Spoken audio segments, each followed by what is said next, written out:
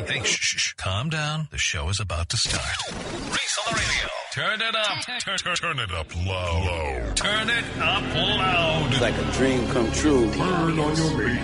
Reese is on the radio. Yo, let's get it. Due to the nature of this program, discretion does not exist. It's Reese on the radio. Right now on WTIC News Talk 1080.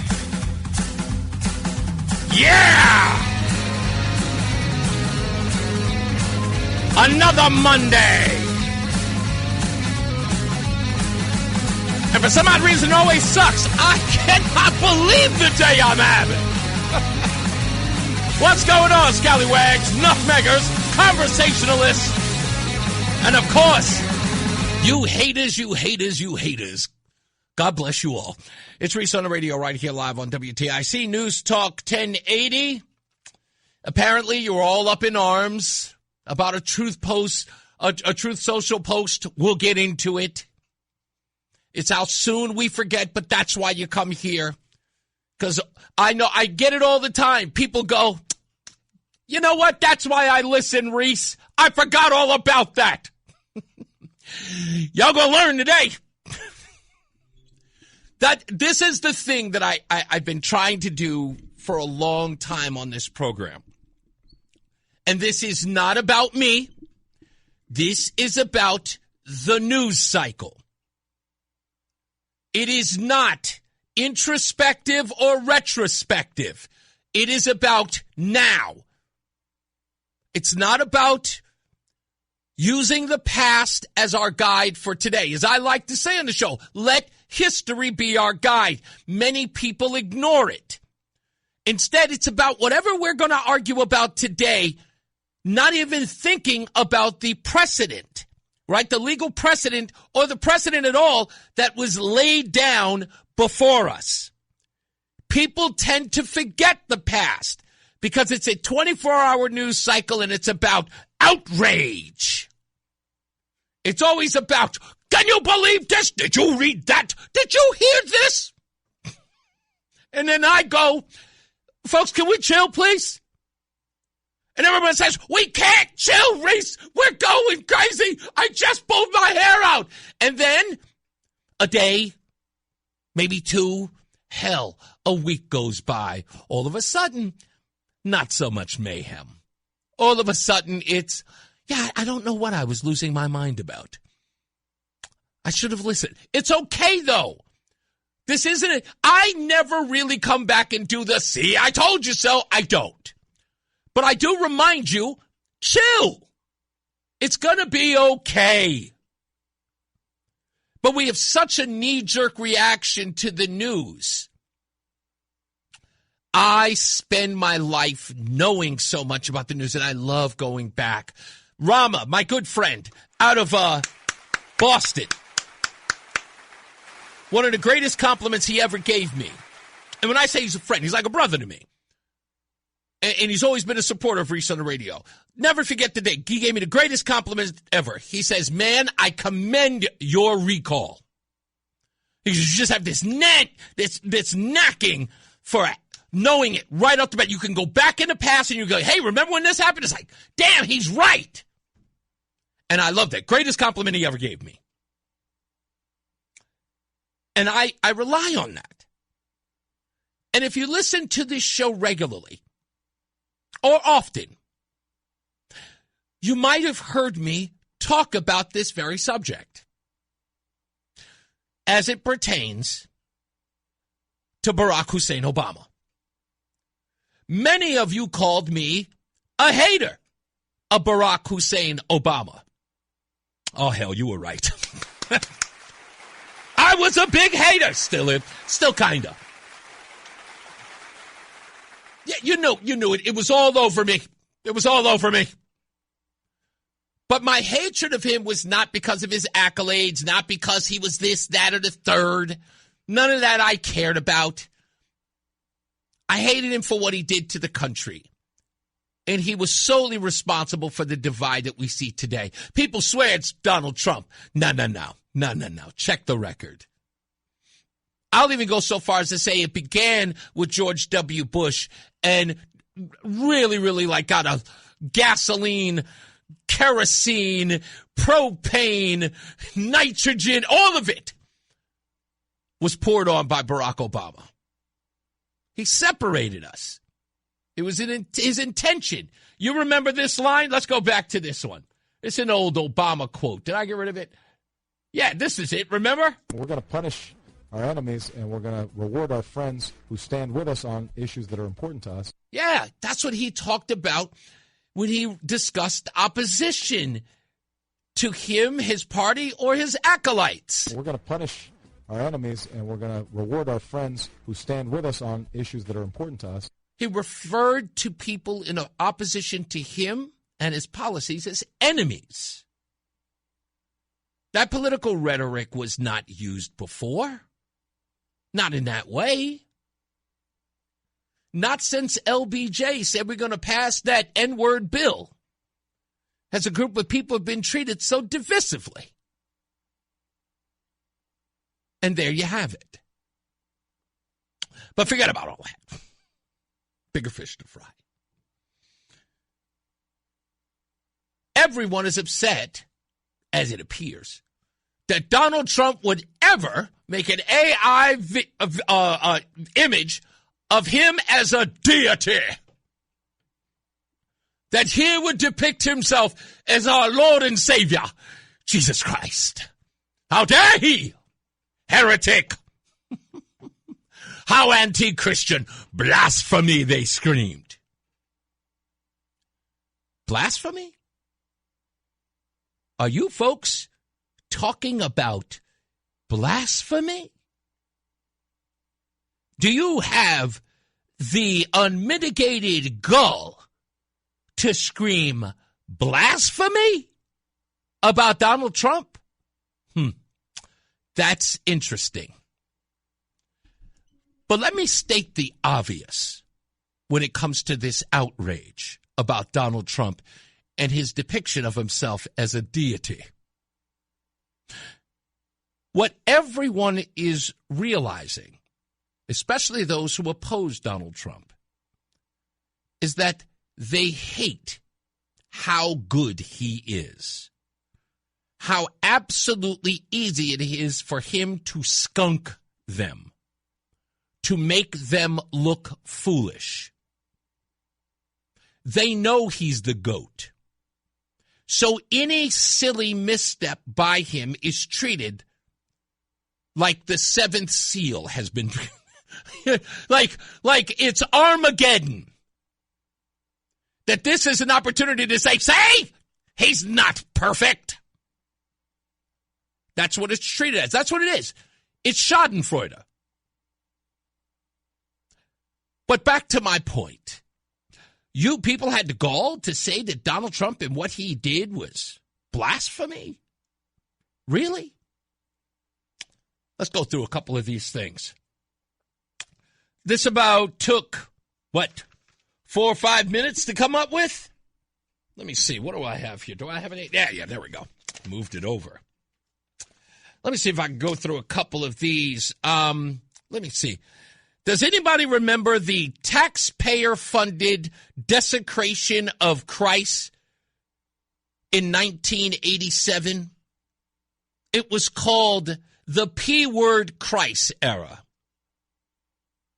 This is where artist Andres Serrano submerged the crucifix in a mason jar of his own urine. Do you guys remember that? It was partially funded by the National Endowment for the Arts with $15,000 in federal grants. It sparked the culture war with senators like Jesse Helms and Al D'Amato calling it out as blasphemy on the public dime. The left defended it as provocative expression. Christians got death threats for protesting about the message, but the message was clear. Christ's image is fair game for shock value. Do you remember that? The left? The crucifix in a mason jar of the artist's own urine. You defended it. Donald Trump is a deity. Blasphemy. How am I going to take you seriously? I can't. I can't. This is why I don't. When people contact me and they go, did you say this? I go, yep. Can't wait to talk about it. That's number one. Let's see where else we can go. Oh, wow, this one's really recent. In 2024, the opening ceremony of the Olympics showed drag queen performers staged at a table mimicking Leonardo da Vinci's The Last Supper. Wouldn't that be a Christ-like figure being mocked by the LGBTQIA elemental P group on the world stage? Mocking the largest religious group in the world? Where was the left on that one? The left praised it as tolerance and joy. They loved it. Let me see. What else do we have here? This is in 1998. The Last Supper by Elizabeth Olsen Whalen, not the Olsen sisters. This is photographic parody with Christ in a woman's dress and high heels. The apostles in cross-dressing BDSM gear. Titled for her etch homo, titled Reinterpretation of Bible Scenes. Displayed in progressive art spaces, celebrating the LGBTQIA plus elemental P groups. They were called alternate takes on Christians. The left framed the critics as bigots. A visual slap at the sacred meal, pushing gender bending on Jesus himself. How about the Christian popsicles by Sebastian, Eraruz in 2012? 100 popsicles made from frozen communion wine on crucifix-shaped sticks, etched with Jesus' image. Gallery goers ate them. Melting symbolized religious bloodbaths. Artists snuck some of them into church, claiming a consecration. The Catholic League bashed it. The left said, bravo. You people really think you have what it takes to call out the depiction of Donald Trump as a deity, as some sort of blasphemy you have issue with? You don't have issue with a thing. You're frauds. But I'll go one step further. I have to. Let's go praising someone as a deity light. Before he was, let's say, risen into the Oval Office, it was Oprah Winfrey who asked the question about Barack Obama this way.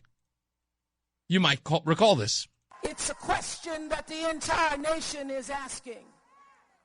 Is he the one? Is he the one? South Carolina, I do believe he's the one to bring us the audacity of hope. Barack Obama. Yes, ladies and gentlemen, is he the one? But you might say, Reese, that's vague. I mean, what does it mean, the one? She's not talking about Jesus Christ, is she? I don't know. Fine. I'll give you a little wiggle room on that one. But how about this one? Barbara Wawa on Piers Morgan. Why is Obama facing so much opposition now? Why is he struggling so much to really fulfill the great flame of ambition and excitement that he was elected on originally in 2009? Well, you've touched on it to a degree. He made so many promises. We thought that he was going to be, I shouldn't say this at Christmas time, but the next Messiah.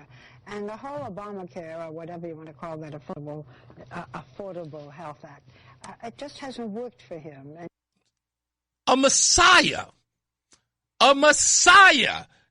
Barbara Wawa called Barack Obama. But you know what? I don't think that goes far enough. I don't think it goes far enough. She just used the word Messiah. But then I found this. From Newsweek, Evan Thomas of Newsweek, who wrote an article about Barack Obama with him on the cover, titled The Second Coming. That may sound vague to you as well, but he went on Chris Matthews' old MSNBC show to promote the article.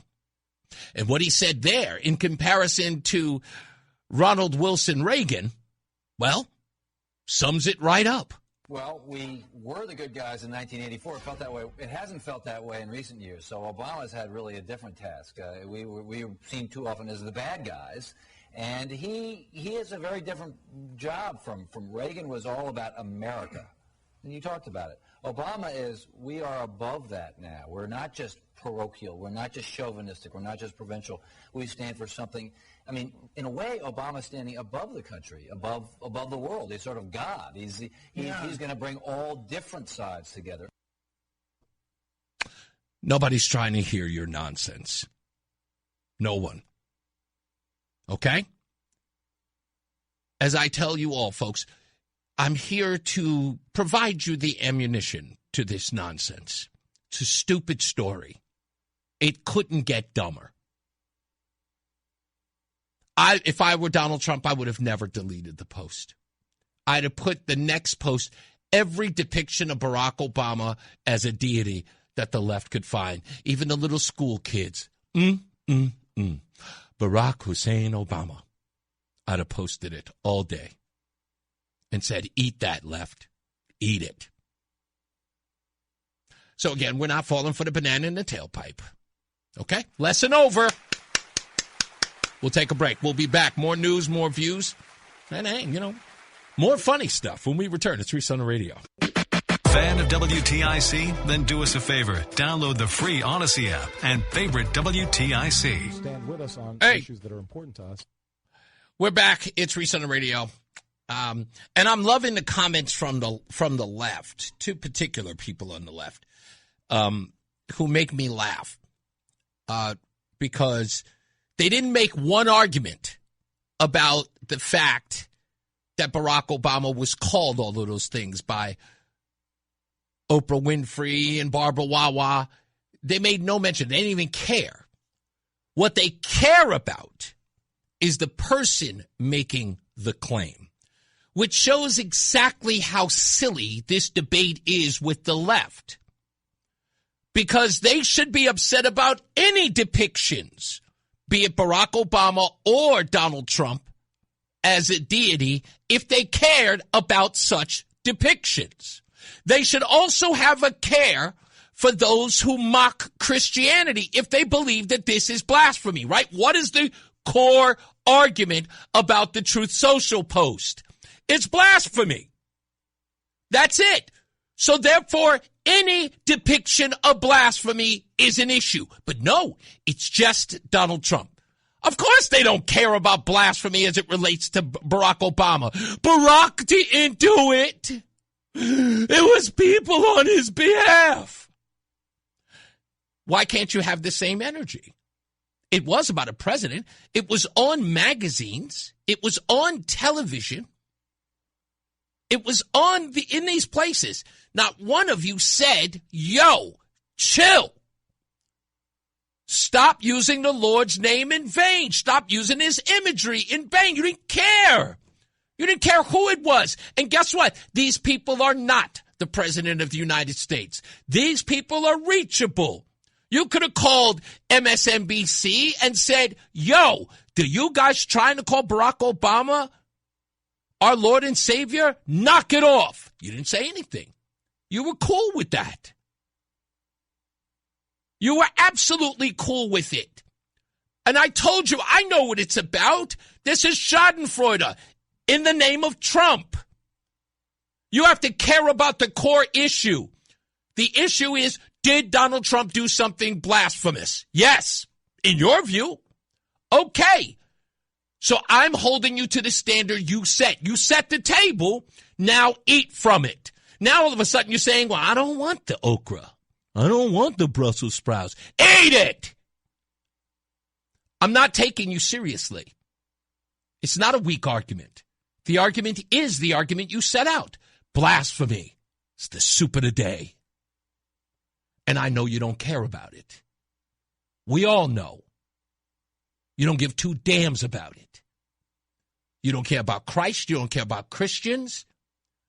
How many times have you called us Christian nationalists? How many times have you called out Nancy Pelosi or Joe Biden? Two devout Christians who go to church every Sunday. I've seen the cameras. The camera shots all on them. Here's Joe Biden crawling his way to this Catholic church to receive communion. Look at him. Religious, pious even. Look at him as he goes down there to celebrate his Lord and Savior, Jesus Christ.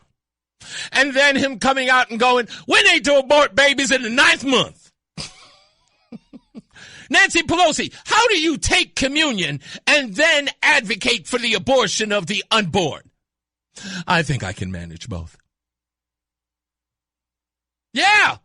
You guys, again, you don't care about Christianity, or the doctrine at all. You don't care. So please knock it off. No one is actually defending Donald Trump. I looked at the imagery and I said, they're going to give him hell for that. Absolutely. Warranted. This isn't about agreeing with Donald Trump. I don't care. I don't care about agreeing with Donald Trump. And if you want me to, that's the thing, you want to lay it on me or you want to lay it at the feet of MAGA? Come on, MAGA, aren't you upset? No, because you're not upset. All of this is faux outrage. It is fake, phony, bullcrap. It's fugazi. All of it is. Because all of you are fugazi.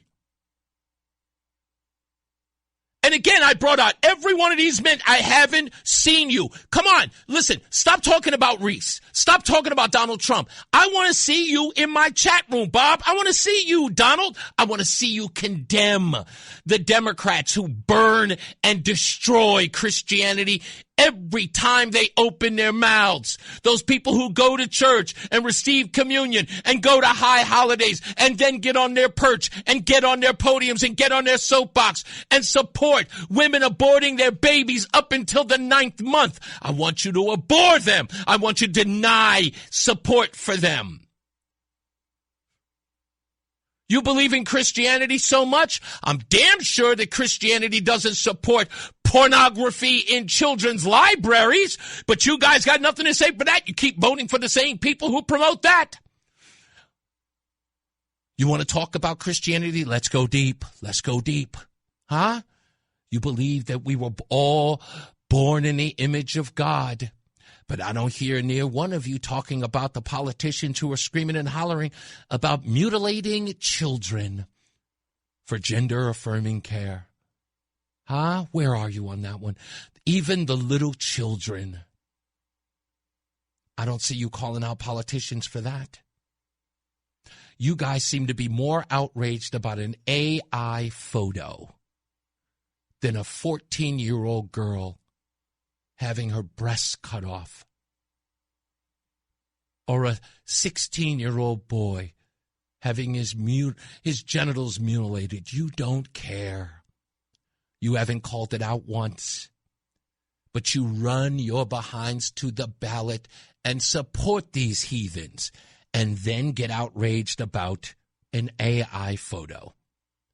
How am I supposed to take you guys seriously? I can't. The evidence keeps laying itself out there over and over and over. And you guys still keep coming out saying, weak argument. It isn't a weak argument. These are real lives. These are real people. This is real death and destruction, ladies and gentlemen. The AI photograph hurt no one. Nobody died after Donald Trump posted it. No one got their genitals cut off. No babies died in the womb. Jesus didn't weep. So what are you trying to sell us? Huh? What are you trying to sell us? Nothing. Emptiness. Stupid fodder. You all know this is ridiculous. I know you do. You don't care. You needed something. You woke up this morning, you saw the news, and you went, oh, my goodness! Oh, my goodness! Where are my pearls? I need something to clutch. And you thought that you really thought this was going to fly? You really thought, like, who woke up this morning on the left and said, I'm going to text this to Reese? Have I not spanked you enough on these silly subjects? Have you not? I mean, maybe that's the deal. Maybe you need me to wake up and set you straight.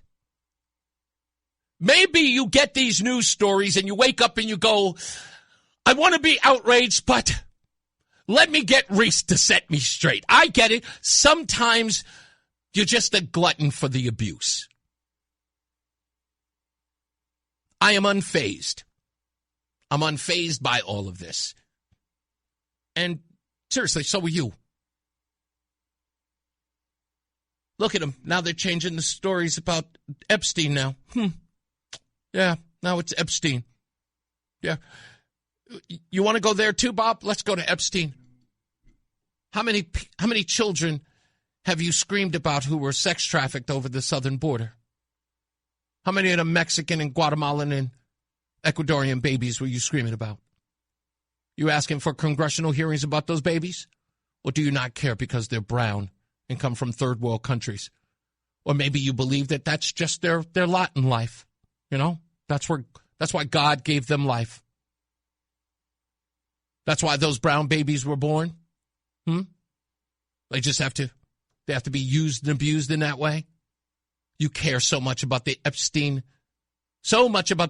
victims, but none for the children who were trafficked just, 2 years ago over the southern border? Where's your weepy eyes for them? Huh? I'm not hearing anything. There's a reason. So again, please, no one's taking you seriously. No one. You're grasping at straws. It's seen right here. You're everywhere. You're running around, screaming and hollering. But what about this, Reese? What about that? If you don't care about it, I don't either.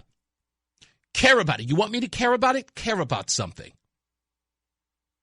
Care about something across the board.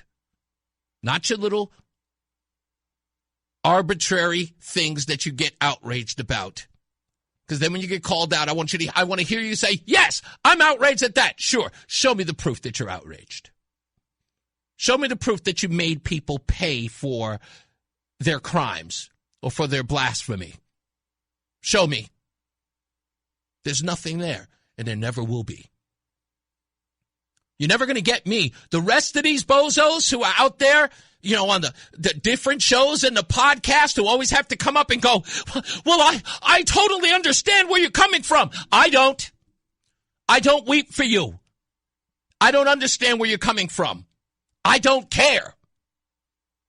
That's why I say it to you all the time, and I know you can't deal with it, but I'm looking at you going, so what? An AI picture, you want me to be outraged? No, but you spin around and set yourself on fire on that one. I'm not going there. Don't care. I don't care. Until you do. Like I said, you set the table, you eat from it. And then when you don't want to eat, you think the rest of us should sit down. No, you don't dictate the rules here. Not anymore. Those days are over. I spit on you and your morality. You are not morally superior. Ever. Because you support the most awful things. And we're not done because we're going to get to that later. Stand by because you're not going to want to miss this. Bob Duff, you're up next. It's Reese on the Radio. It's Reese on the Radio on NewsTalk 1080 WTIC. I got to tell you, the part that just made me laugh. Oh, why am I doing that? I should have gotten rid of that last time. I still got the audio right now. It just made me laugh. Somebody said, of course he doesn't care. It's about 47. Yeah, it's the exact reason why you care, Donald. It's the exact reason why you care. It's because it's about Donald Trump. Again, you've exposed exactly the issue. You're saying, I don't care because it's about Donald Trump. No, it's the actual thing. You can't, the blasphemy you don't care about. As I mentioned, Nancy Pelosi and Joe Biden, both Christian, both devout Christians, both go to church every Sunday. They receive communion. Do you want to know what the Catholic Church and how they feel about abortion? Nancy Pelosi famously was denied communion because of her stance on abortion, as was Joe Biden.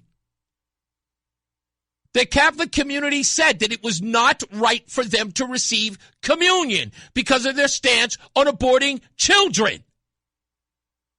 Okay? But you don't care about that. And the worst part is that I won't be lectured to by people who do not. I mean, you don't even celebrate Christ. You do not see him as your Lord and Savior. You are not Christians. I mean, if anything, you're religious bigots. And what I mean by that is you use terms like Christian nationalism, which is nothing short of just calling Christians a bunch of Nazis. I will not be lectured by the likes of you people. The things that you support or you stay silent on, the things that you refuse to stand up against, and then lecture us about an AI photograph like it is like the worst thing that ever happened. And in fact, that you do not see how silly that is. Because in your own minds, it's like the worst thing that can happen. I can't believe Reese is a Christian, finds no problem with this. But yet you haven't said a word about my issues with aborting babies. Which would you say is more dire? An AI photograph or murdering a child in the womb? What would you say was more dire? Huh? Which should rank up there with an issue I should care about? I've only got one choice. I can't do both. Because you don't have to do both. And again, keep saying it, set the table, you must eat from there. Because it seems as though you can be outraged by an AI picture of Donald Trump as a deity, but have no issue with murdering children or mutilating them. You can have two thoughts at the same time. So why can't I? I want to live by your standards. Well, I can see both. You can. You seem to be okay with Nancy Pelosi. You seem to be okay with Joe Biden. I'm literally, I just don't, I'm not falling for this. So you have to forgive me. I understand that Bob Duff got into the fray on this one as well. So I will get to him today because I can't believe what this guy had to say about the Pope. And I love when the president gets, in a back and forth with the Pope. Pope Leo's got a problem with the Trump administration. I found it odd that nobody reported on David Axelrod, the Obama whisperer from CNN, having a meeting with Pope Leo before this statement came out about Donald Trump. And Donald Trump tore into the Pope, and everybody's like, "How dare he talk about the Pope?" This Pope's against everything that you support. Everything that you support. Are you supporting him now? It's like, can the Pope be against gay marriage and still be your hero against Trump? Like, that's the part that people need to explain to me, right? Because, again, I'm not supposed to have two separate thoughts. I'm not supposed to be okay with the AI depiction of Trump as a deity, right? I can't have I'm supposed to have an issue with that and have an issue with abortion, right? I'm supposed to. That's the core belief. That's where my belief system should sit. But yet you, with the Pope, yes, he hates Trump.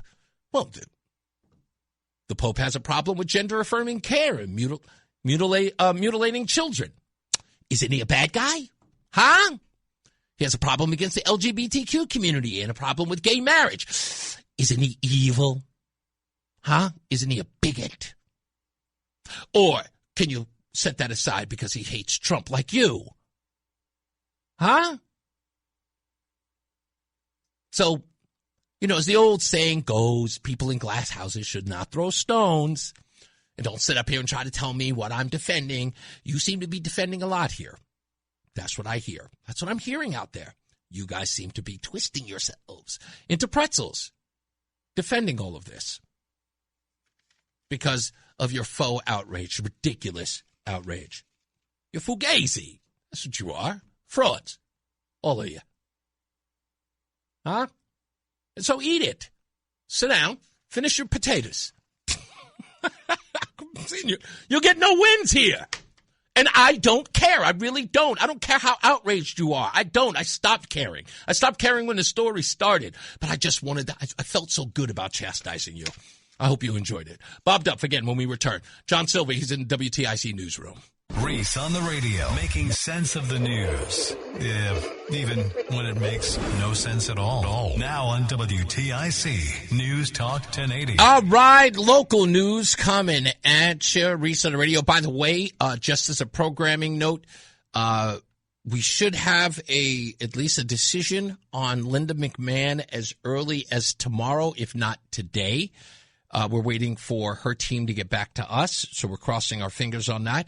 Also, Betsy McCoy will be on the program tomorrow. She's got a big announcement that she's making. I already know what it is, but I'm not going to steal her thunder. But I will say this, that what she's going to do, in her words, is something that should have been done by those in leadership already. And she is out there trying to prove to you that she is working for you, even though she hasn't been picked for the job. So she'll be here to talk about it. She'll sit right across from me tomorrow at 4. So stay tuned for that. We'll keep you updated on all the deal as well. This whole thing with the Pope is an opportunity for those on the left to chime in. And I don't care about people going back and talking a whole bunch of nonsense. Nobody cares. These people, they couldn't have a conversation with me or those on the right or conservative or center-right leaning journalists about the things that people care about in this state, whether they're being ignored, whether or not their tax dollars are being mismanaged. They got nothing to say about that, but these folks are all over the news media when they have something to say about Trump. And the press just runs to them. Oh, Bob Duff said something about Trump's back and forth with the Pope. Let's platform that. Well, they say nothing, and these folks have no words for things that people care about. And a perfect example of that, as you know, last week with A.G. Tong, when I asked him about J. Allen Jones, and it should have been a simple answer. You've been holding up that video since Thanksgiving. You said you were going to release it there. Here we are in April, still no release, and no media has held you to account. Video still not released to the public. And I am the only person pressing him. No NAACP, no Black Lives Matter, no Urban League, no Negro Fund, no nothing. No civil rightsers anywhere. Damn sure taking pictures with Tong, but no pressure. And so when you see this by somebody of the likes of Bob Duff, you can't help but go, what? And let me tell you why it's important for me to focus on Bob Duff. This is really important because I couldn't believe he had the audacity to post this. And he got a lot of attention for it. When Donald Trump scolded the Pope, as you heard in the top of the hour news with John Silva, about how Trump believes that the Pope is weak, Bob Duff reposted Donald Trump's Truth Social post, and he wrote, "I'm on the side of the man closer to God than the whatever next to Lucifer." Bob Duff wrote that. Again, I'm with the side of the man closer to God then the whatever next to Lucifer. Calling Donald Trump close to Lucifer. And so I was looking this up and I go, Bob Duff, are you closer to God? I don't think so. I don't think that any of these things would put you closer to God. Let's run by a few, because these are not guesses. These are your public platforms. Let's go with this one. Oh, for starters, Bob, you're not even a Catholic. You're a Methodist. That's interesting. Didn't know that. I learned that today. The Vatican calls procured abortion the deliberate and direct killing of a human being, an intrinsic evil and grave sin at any stage, from conception to birth.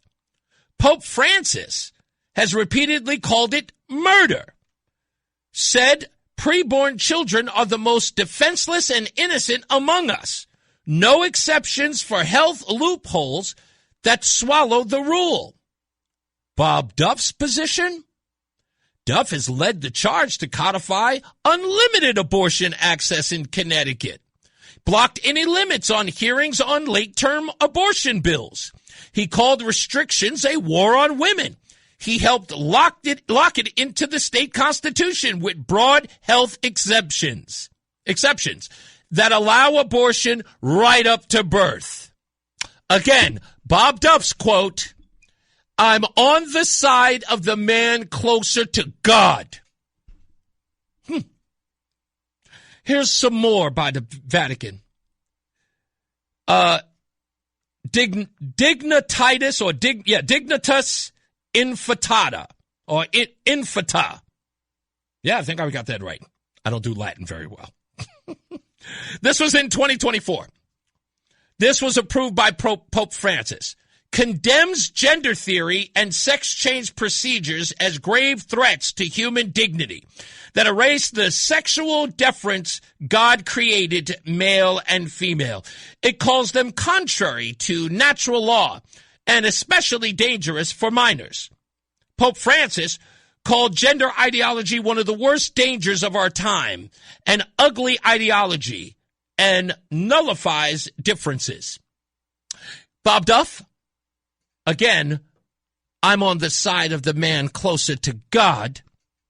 Bob Duff says he has publicly vowed 0 votes on any bill protecting minors from irreversible gender-affirming interventions. He brands Republican safeguards as coordinated attacks on LGBTQIA plus elemental Ps, while Connecticut keeps the door wide open. Interesting. The man who said, quote, I'm on the side of the man closer to God. The Vatican demands civil authorities restrict pornography and anything that corrupts youth. Calls homosexuality acts intrinsically disordered and contrary to natural law.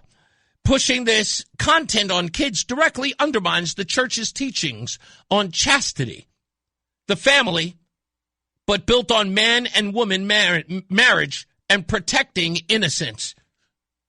Where is the man who's on the side of the man closer to God on this issue? Well, Duff co-sponsored the Don't Ban Library Books Acts to stop parents and libraries from pulling graphic materials like masturbation guides and sex depictions, butt plugs aimed at teens. Yes, his line, what you don't want your child to see doesn't mean you should make it my child's decision. Again, I want to make sure I got it right. I'm on the side of the man closer to God, said Bob Duff. The Vatican says that marriage is the sacrament between one man and one woman, ordered towards procreation and the good of spouses. The church teaches homosexual acts are sinful. It offers blessings for individuals but rejects any redefinition of marriage, gender ideology per the Vatican. A society without sexual differences, thereby eliminating the anthropological basis of the family.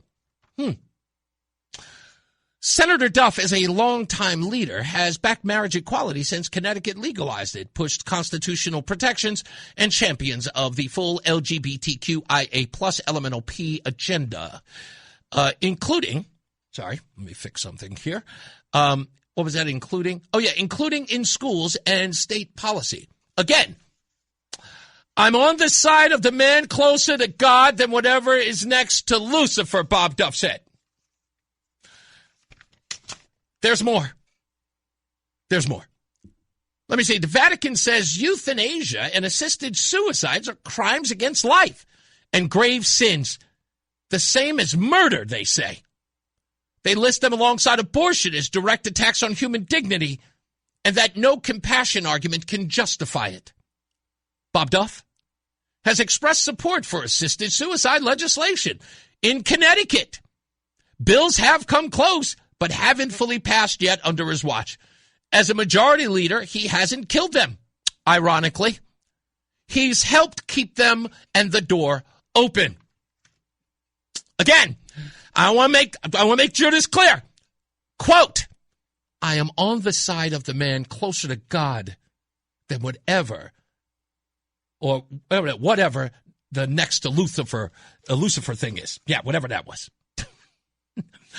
That's Bob Duff. All of that is Bob Duff. I go back to the point, folks. These people seem to, weirdly enough, align themselves with Christianity when it's convenient, when it is against Donald Trump. But yet, the tenets of Christianity? Oh, no, that's a no-no zone. That's a no-go zone. They preach and believe everything on the opposite side of that. Now, I just got a text message from someone who just said, Reese, I told you, I do not support abortion, but I don't support Republicans either. They support Democrats. And as old Uncle Russ used to say, abortion, that is their sacrament. That's the sacrament of the Democrat Party. They know it. Apparently, this individual who supports Democrats and hates Republican doesn't. He doesn't understand that voting only for Democrat is supporting their policies. That's how they work. They go hand in hand. Remember? That's how you get condemned as a MAGA person, right? Donald Trump says that he's for it. If MAGA's for it, then we are condemned by that, right? So if you support only Democrats, if you vote for only Democrats, if you cast your vote, if you go to the polling places and will only vote for Democrats, and your party supports abortion, if your party supports mutilization of children, right? If they support pornography in school libraries, you support that too. That is by extension. You are giving them a hall pass, as they say. You are saying to them, yes, go do that. Promote more of it. You don't have any morals. You don't. And I understand you don't have any morals. I get that. You hate Republicans more than you hate the policies of Democrats. You can accept anything they do. You can accept your own destruction. When I was a kid, we used to laugh. And many people in the music industry used to say this. They would go, I think even Eminem had a song about it called Syllables, or Syllables, something like that. He had a mixtape record with all of the rappers on it, Jay-Z, 50 Cent, and all of them. And they poke fun at the fact that all you need is a hot beat and a cool chorus. And you could say anything in the song and no one would care. When I was a kid, we used to make fun of death metal and rock and roll because we couldn't understand the lyrics. Like Metallica was like, again, we weren't mature enough to understand what Metallica was talking about in Justice for All. Like, I had to get a lot older to understand what the music was about. So because it wasn't, like, we were tone deaf to it, we would mock it. But we would say stuff like, yeah, man, those rock heads, they would love a song. The song could be about kill your mother, kill your father, and those kids would just be rocking out. We'd make fun of that. And then here's Eminem with this song talking about these kids in the hip-hop. They don't care what's being sprouted off in the lyrics. They could be talking about desecrate your neighborhood, and these kids would still be bopping along and singing the hook. Nobody cared. That's what Democrat voters are like. They play the whole moral high ground, right? They keep talking about, we've got to keep the Republicans and their racism at bay. And the Democrats going, hey, yeah, over here. Yeah, we're killing babies and we're cutting off our kids' genitalia. Yeah, but don't vote for the Republicans. No, those people are evil. And you go, sure, no problem. And I've heard this. This is my favorite line by the Democrats, especially the black liberals. It's my favorite one. Well, they care about the people. Yeah, sure they do. They obviously care about them in the womb or care about them when they're 3. Maybe they're a boy who likes dolls. They sure enough care about him. They care about him so much they put him in a hospital. And they pull these, Island of Dr. Moreau ideas onto the kids. Tell them, yeah, cut off your body parts because you feel different. They sure enough care about people, huh? That's the part that makes me laugh. That's the part, again, these people are the funniest when they speak to me about how they're morally superior than the rest of us. They just want to have a white America. That's your argument? Your argument is that whether or not there'll be more white people, that's the reason why we got to open up the borders? Like, that's the existential threat? They want to get rid of abortion because they want the white people to have more babies. That's the threat. Oh, hell. I think I understand. But when we start screaming out, talking about how the stuff that you guys are pushing is absolutely ungodly and you are going to kill us, like you are killing yourselves and you are telling your children to kill each other, you are taking away the beauty and the majesty of childbirth. You're taking it away from them. You're creating these big, fat, angry, hairy women and turning them against the natural order of things, where they procreate and feel fulfilled in relationships, meaningful relationships. Start a family. Pass on good ideas, brilliant ideas. Turn people into great members of society. You've turned people against that. You've made them depressed, drug-addled. And the biggest problem you think in the world is Republicans want more white people. Again, like I said, I can't take people seriously. How can I do that? That's impossible to do. So, Bob Duff, good job there, buddy. Good job. What was that again? I'm on the side of the man closer to God than whatever next to Lucifer. I don't know. Whatever. Yeah, I doubt that, buddy. Seriously do. When we come back, we'll take some phone calls. I'm all over the place on this one.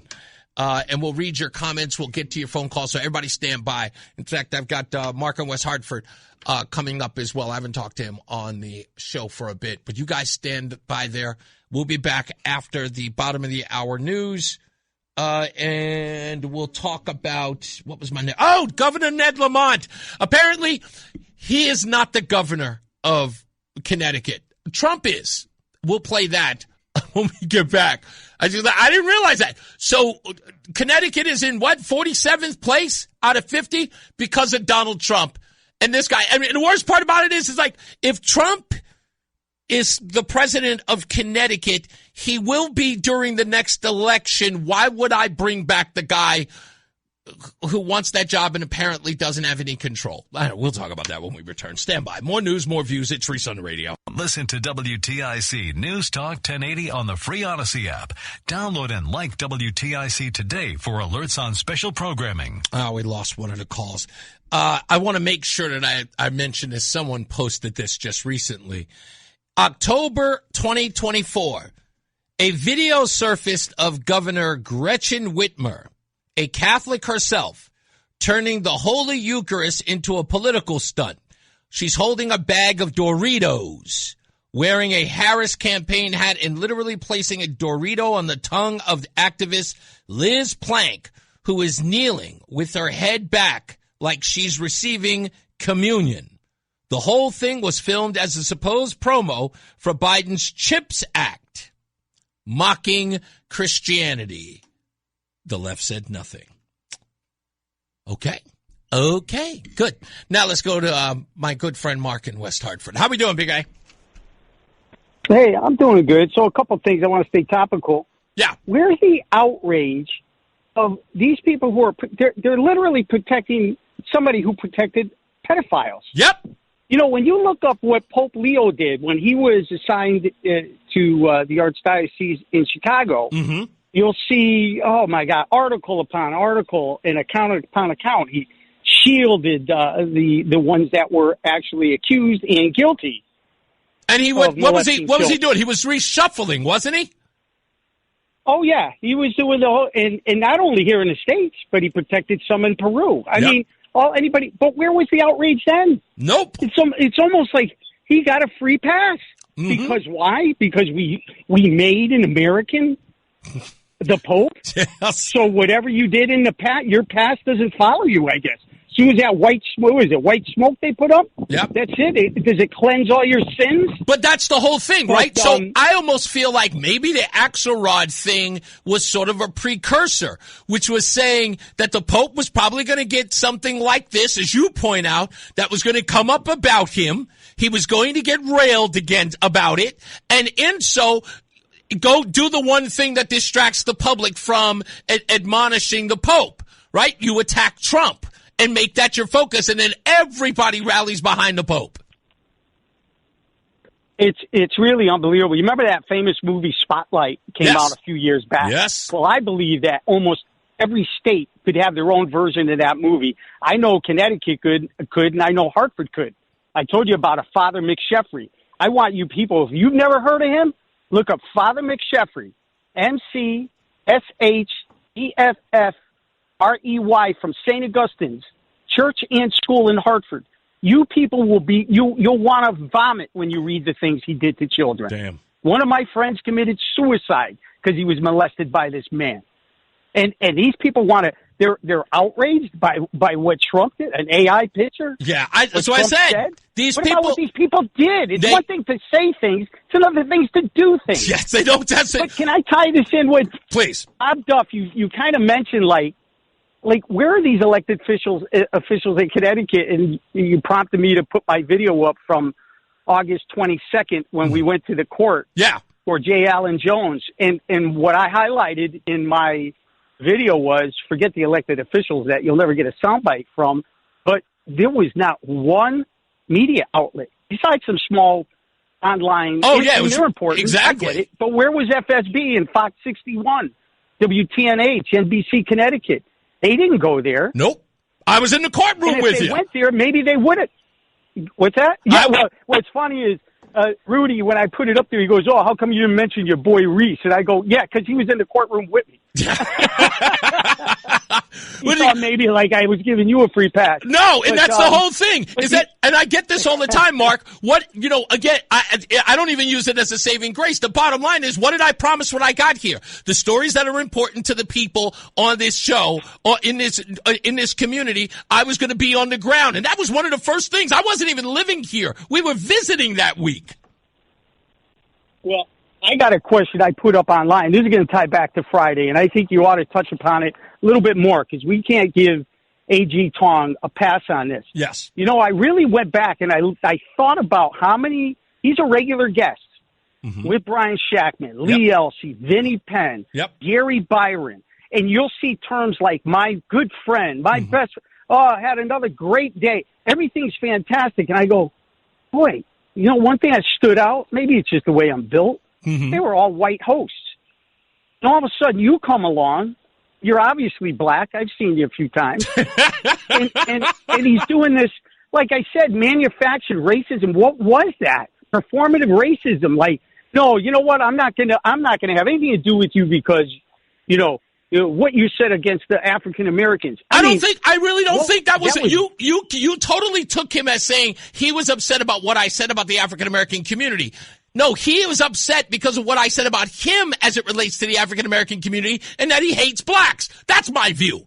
And again, look, you are making my point for me, Mark. Who is he on the what's name? Who is he on the radio shows with? All white men. I had to say that to the Secretary of State's a point person. I said, how is it that the only black guy with a major show in Connecticut can't get the black Secretary of State on his show? She goes, well, that's unfortunate. I'm like, what's unfortunate? That you're the only black host. I said, but that's funny because I can't even get the black leaders to come on my show. What's all this stuff about equity and inclusion? There's none in Connecticut's media. The last one, and I joked with you when you came up here, we were going to be, it was called What's Happening, was a show in the 70s. Yes. Those of a certain age know what I'm bringing up. It was Brad Davis and John Sablon, who went on to have careers, you know, Brad more on the radio and John Sablon stayed on TV. He retired. He was literally I would say the last respected black host. He retired like 20 years ago. Wow. And I'll say, I'm not going to call him a conservative, but he was definitely right of center. Yeah. And I would love for him I'm going to reach out to him. I would love to for you to have a conversation with him because you're an anomaly right now. If somebody else can point out somebody doing what you're doing of color, let me know because they're not. I don't see them, and I know pretty much. You know me. I'm always calling them out. I know you are. I know you are. But and the last thing I'll leave you with, because Rudy always brings it up, like me running for office. I got to remind everybody, I'm despised by both.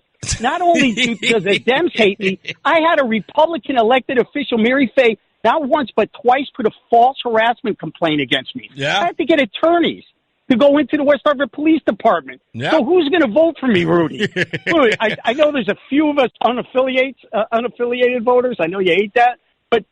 But I don't hate it. I don't hate it. I'll catch your maybes. Hey, listen, anyway, I don't hate it. You know I love it. Listen, thank you for all of that, because all of those points are very, very well taken. And I think it goes to this whole so-called Christian outrage that, again, this is the reason why I laugh at it. And the evidence just piles up and up and up. This is obvious. These people don't care about it. They just care that it's Trump. That's all. Thank you, buddy. You got it. Thanks, man. Brother. You got it. Let's go to Jim in what is that? Willington. Okay, I'm sorry. Hey, Jim, how are you? Yes, sir. ABC. Yes. Hey, abortion. Ooh. Everybody that tells you that somebody should have an abortion no matter what, for any reason, at any time, 100%, and then tells you that it's not the beginning of life. Why is it they get so outraged if you dare to try to show the process of abortion? Why? If it's not life, why are you so upset? Yep. Right? B is books. I'll say I can agree with anybody that says we shouldn't ban books. But if I say to that same person, hey, I don't want adult-oriented materials in the hands of an 8-year-old, they will scream up and down about the problem that I'm having. Yep. They can't even acknowledge. Or if you try to read it at a school board meeting, they'll have you thrown out, or they'll try to shut you up. Good. And then C, Christians. Where is the outrage whenever Christians are hung, burned alive, buried alive, Nigeria, thrown in the ocean, drowned? Where is the outrage? That's right. The tens of thousands of Christians just in the Middle East during the Obama administration, and then you can come up with a bunch more. Oh, no, don't forget. Remember, we had the guest here, Brad Bradley, my guest a couple of weeks back from my church, who's in Nigeria right now. Where is he? What is he doing there? Trying to save the lives of Christians and Christianity in Nigeria. And let me ask you this. If I'm an artist and I want to take a crucifix and I want to dump it in urine and leave it there. Yeah. You could say, well, I've got a right to do that in this country, and you can take issue with me, whatever. Mm-hmm. But if I do the same thing with anything related to the Muslim religion, there isn't a person on the left or a lot of other places that won't come after me with both barrels. Exactly. Charlie Hebdo, anyone? You know? And I'll end with this. Your last caller talked about St. Augustine's. Yeah. I got a direct connection there. I'm not going to expound on that. Okay. And he's right. He's right about what he said. And there are priests previous to St. Augustine's associated to St. Peter's School, which I don't believe is open anymore, where the same types of things happen. So again, Christians or Catholics, whatever. Exactly. At the end of the day, if they're it's fair game for every atrocity out there. But if it happens to any other person, then, as I just said, it's always somebody else's fault, or somebody else is the reason why it happened. Indeed. Thank you, boss man. I appreciate you. Yes, sir. You got it. Jeff in Marlboro. I'll get to Jeff in Marlboro in a second. Stand by for me, Jeff. I promise I'll get right back to you. I just don't want to take any of your time because I would have to cut it short. We got a minute left before we go take a much-needed break. So just stand by there for one more minute for me. Donald writes about babies as far as having children. And this is all you need to know, folks. Listen to the point of view of the argument against abortion from somebody on the left. He writes, they should have babies, and then you guys take away affordable health care for babies, Medicare for elders, raise food prices, and the list goes on. We never once said have babies irresponsibly. No one ever said that. What we said was to not have abortions. Abortions it's not cancer. You are not afflicted with a baby. Do you understand that? You don't wake up one morning and are stricken with fetus. You have to do something in order to do that. If you behave responsibly, you won't get pregnant. We're not saying have children out of wedlock. We are not saying treat your body recklessly. Okay? Obviously, you don't understand how babies are born. You should work on that. And all this other stuff about what we should pay for. Your life should not have to dictate on what the government can give you. Here it is. You guys take away affordable health care for babies and Medicare for elders. You're talking about government programs because you see the world as the world supposed to be taking care of you.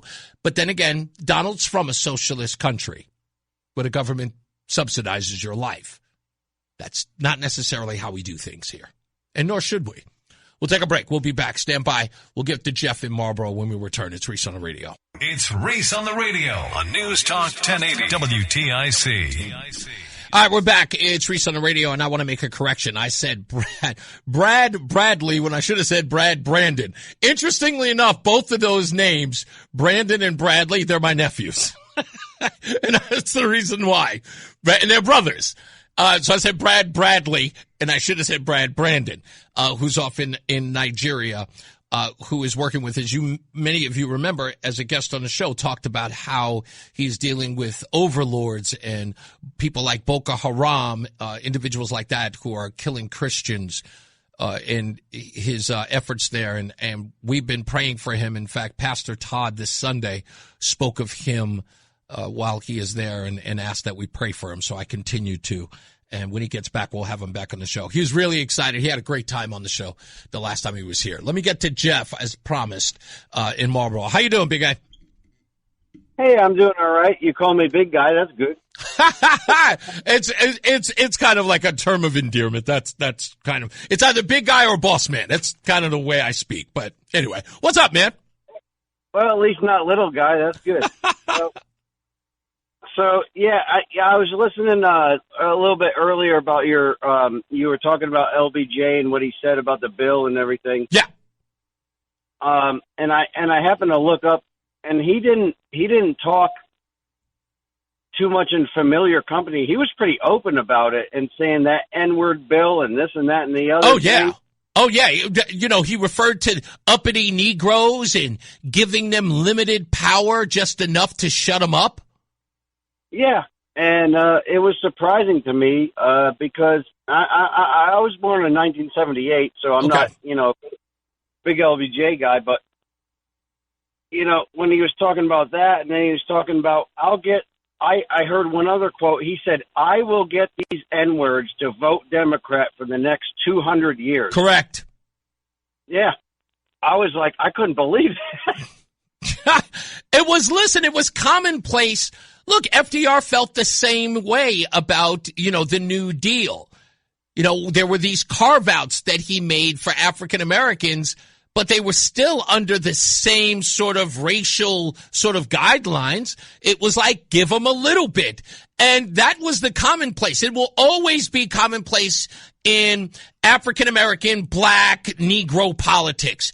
It is, what are you guys going to give me? It's literally the mission statement of Al Sharpton. If you listen, his mission statement has always been about, what are you going to give us? A lot of times I feel like they gave black people very little, and then when they got even anything, they were like, whoa, we got it, It's exactly. And the objective is to placate them, for their support. And we'll, here's a crumb, see you in 4 years. And that became the commonplace. Well, we want the full plate, man, just like everybody. I agree. I totally do, sir. I totally agree. I got to get to a break. I got to get to a break. But, Jeff, thank you, man. It's been a long time. Welcome back. All right. Thanks, man. You got it, boss. We will get into our first check of traffic and weather. And then when we return, Governor Lamont is doing these ads talking about it's Donald Trump's fault that Connecticut's paying so much for energy and food.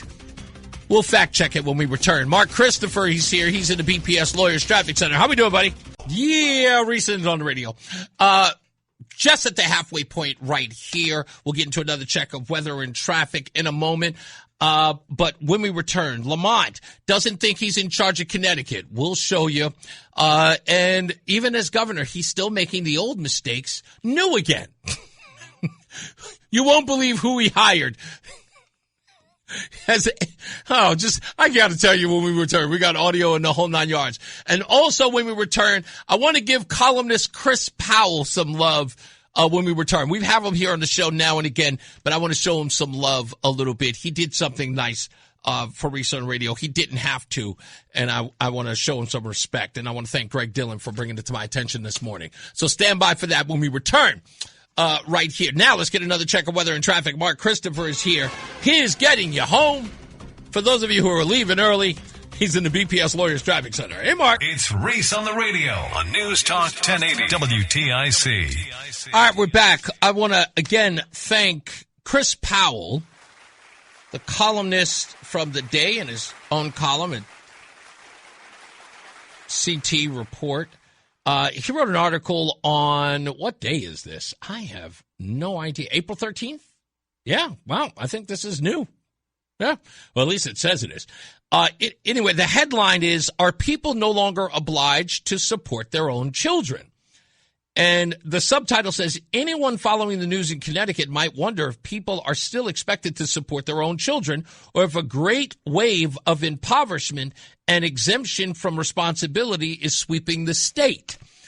And in that article, Chris Powell, which, by the way, you can find it at, is it Chris Powell Reports? I want to find it. It should be. Well, you can find a Chris Powell column at WordPress, which is where you should be able to find it. But anyway, he writes in it, as it relates to me, he says, the General Assembly is advancing legislation to extend free breakfast and lunch to all public school students. The other day, WTIC AM 1080 talk show host Reese Hopkins noted a claim being made in support of the legislation that free meals in schools are the only meals thousands of Connecticut children get. So Hopkins asked, if children aren't being fed at home, isn't that child neglect or abuse? And where are the corresponding complaints to the State Department of Children and Families? And I'm so glad that he made mention of it because he's got a loud voice here. So thank you, Chris, for mentioning my statement in the show. And we'll have Chris on primarily because of that. I love having him on. Anytime I find an article about him, I bring him on to the show. Any article that he writes that I find interesting, I bring him on the show. I haven't had on him in a while, but I'll remedy that soon enough. Governor Lamont, he's out there putting these ads out there saying, it's not his fault. It's not his fault. No great shakes from the president. With all the expenses you have to pay here, all of the taxation you're suffering here in the state of Connecticut. It ain't my fault. Apparently, Governor Lamont is running for the office again that he was no longer in charge of anyway. It was Donald Trump making it rough on you. Here's Governor Lamont in his own words about all the problems that you've been having here in Connecticut. That is not his fault. We're going to be able to slowly bring down energy prices and make a difference for people. No help for Donald Trump. He's putting tariffs on hydroelectric power coming down from Quebec. He's jacking up the price of gasoline and making our lives hell. WIC, Women, Infant, and Children, Formula for Kids, they wanted to pull the plug on that during the shutdown. Susan and I were able to come back and say we got your back. Then it was SNAP benefits, and then it was health care benefits. Remember that? On the exchange, he was going to jack up prices $1,000 or $2,000 a month. He pulled the plug on Revolution Wind. We fought back, we sued him, we won, we got the wind power going again. That's how you fight back every day. We need everybody to stand up and want this party united. One is coming in the fall. One is fighting for everything we believe in, which is the opposite of what he believes in. So he believes that this campaign is about fighting Donald Trump. That's what he believes. And again, I'm looking at this and I'm going, what is he talking about? Energy and electricity costs? He's saying tariffs on hydroelectric from Quebec jacking up the gasoline? Is he real serious? Connecticut has the second highest electricity rates in the nation, but not because of Trump, because of Lamont's own green energy mandates. Remember the public benefits charge? What does he think that's a result of Donald Trump? The hidden tax on your Eversource bill, 50-plus pet programs, the offshore wind obsession, bills are routinely $200 plus a month higher than the national average. Trump paused the expensive Revolutionary Wind project, which Lamont sued over because it jacks up the rates with unreliable power and massive subsidies.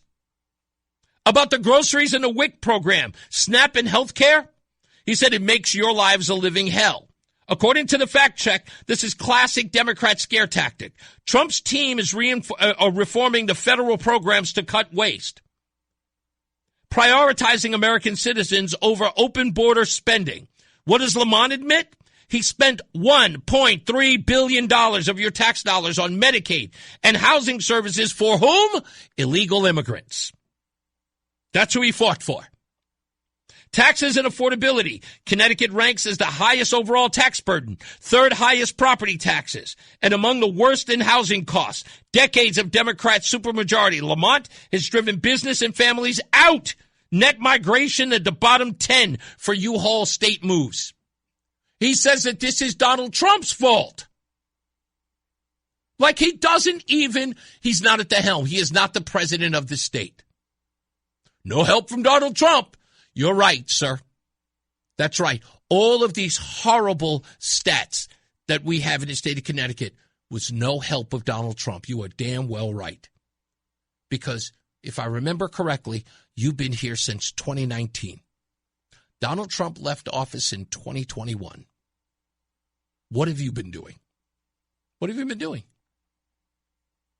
I didn't even go into the theft of the $550 million that no one is reporting on. And in fact, no one is calling theft. They're just calling it an old switcheroo.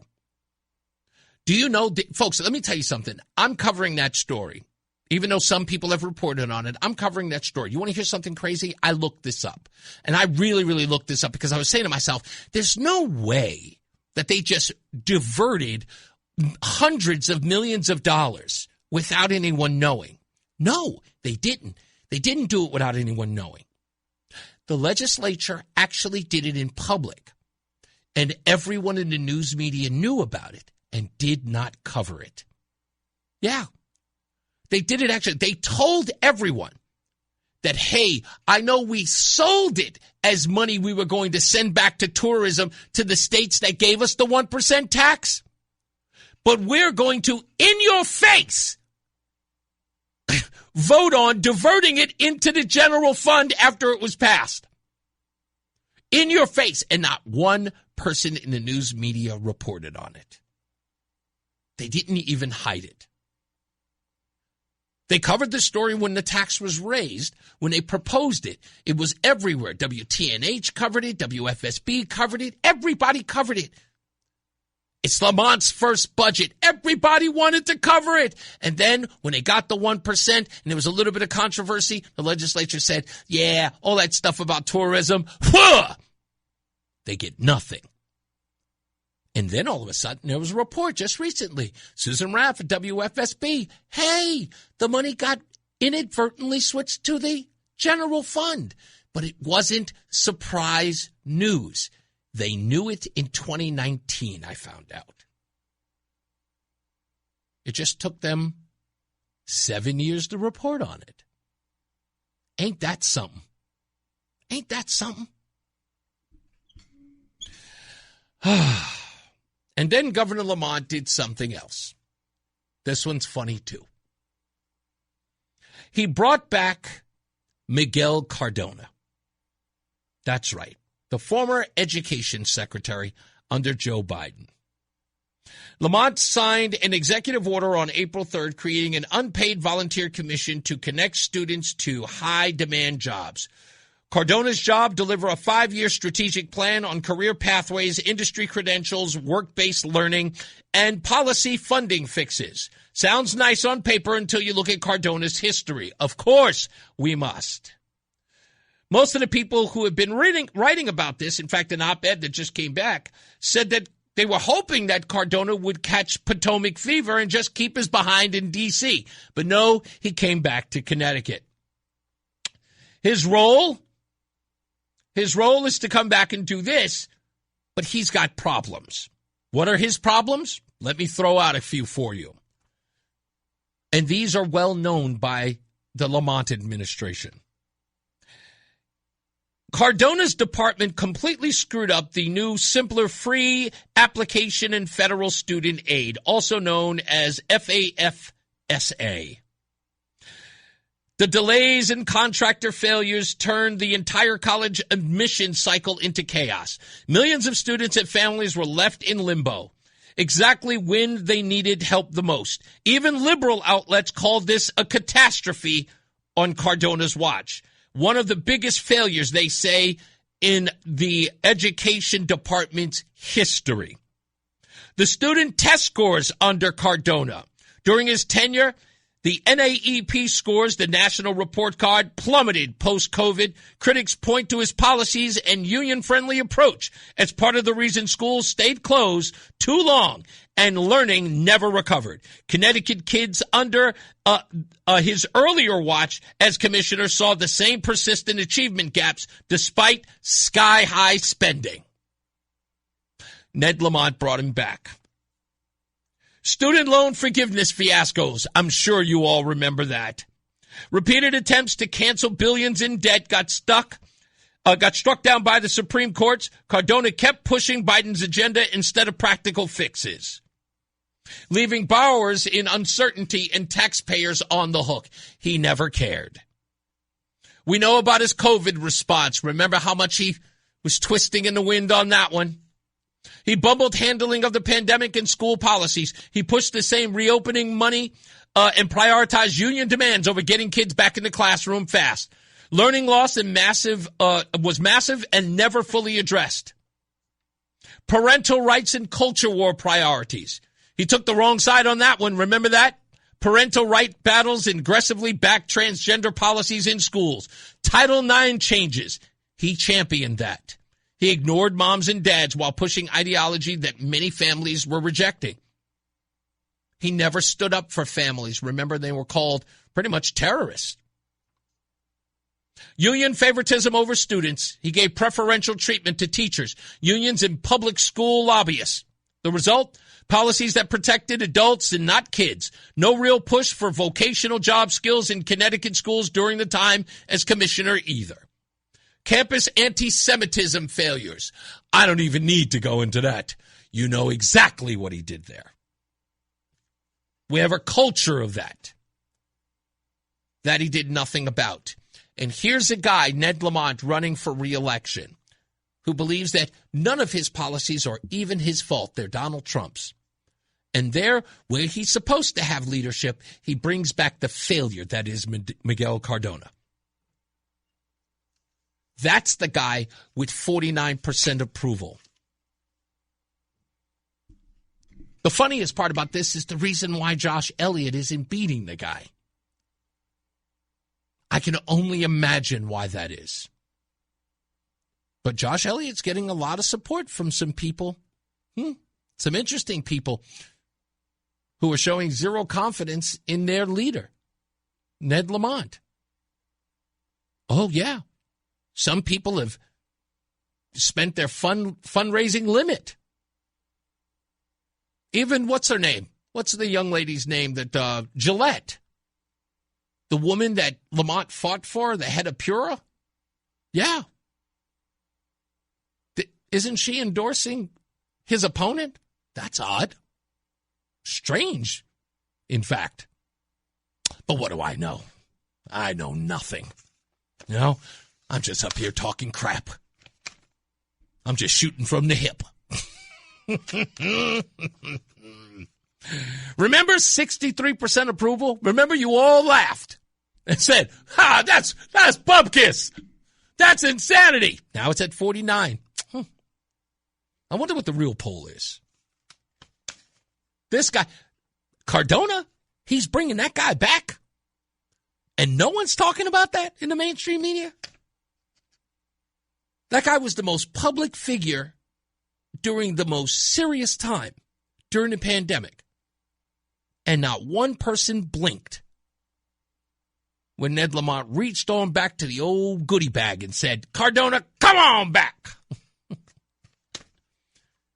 And this guy is running around talking about it's Donald Trump's fault that he's mismanaging Connecticut. Oh, you people are funny. No wonder you don't want me showing up at press conferences. No wonder. That's why I got to go. By the way, notice a trend that's going to be happening very soon. Press conferences, I'm going to move a little later. Anywhere around 12, 1, 2 o'clock. I expect that right around June. That's what's going to happen. Right there at June. Maybe even earlier. Maybe a little bit of May. There'll be some press conferences. And they'll be far away. Governor Lamont will be in Torrington at 1 o'clock. Reese will never catch me out there.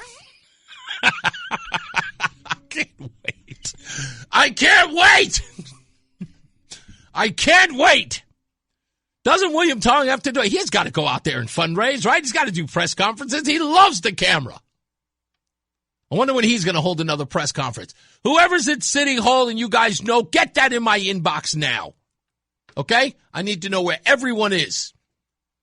Hell, I may start training staff. That's what I might do. I will get a team. I'll get them out there to ask the questions that matter. And then they'll forward that stuff to me. That's what'll happen. That's what's going to happen. You're not going to get away from me. Yeah, I'm going to get myself a team. Maybe some people out there on the road doing Uber and stuff. I get a whole dispatch system. Who's in Cromwell? Who do we got in Cromwell?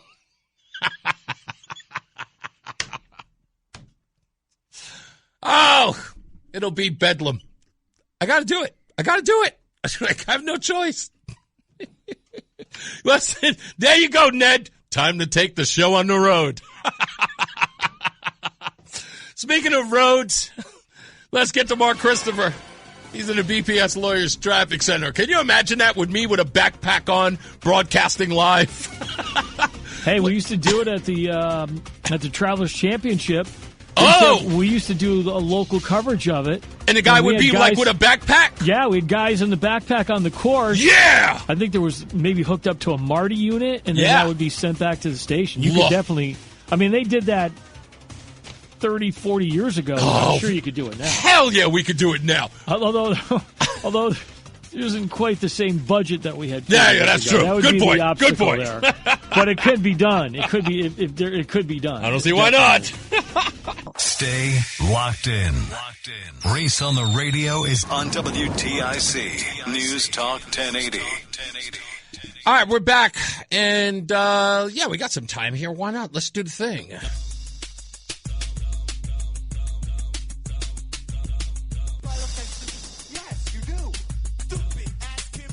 Very well be the stupidest person on the face of the earth. Stupidest thing I read today. I actually wanted to cover this story a couple of weeks ago when I heard it because this is awful but funny. A Maryland homeowner is under fire after she reportedly called ICE on the migrant workers fixing her roof right after the job was done to avoid paying the bill. Social media exploded with the story, and neighbors say she admitted that the tactic was to dodge the agreed-upon cash payment. The workers were left unpaid and now face a deportation risk. The woman has not publicly commented, but the workers say they completed the full roof repair before she made the call. No arrests have been made, but the case is now in the hands of immigration authorities. That is cold as hell to do to anybody. I'm sorry. And again, this should be a warning to everybody, especially those in the, illegal community. It just is. Like, clearly the woman took advantage. She's don't get me wrong, scum, absolute scum. That if she knew that they were illegal and she did it, she is scum. I'm just saying that because that's foul, especially after all the work is done. And I can only imagine how that happened.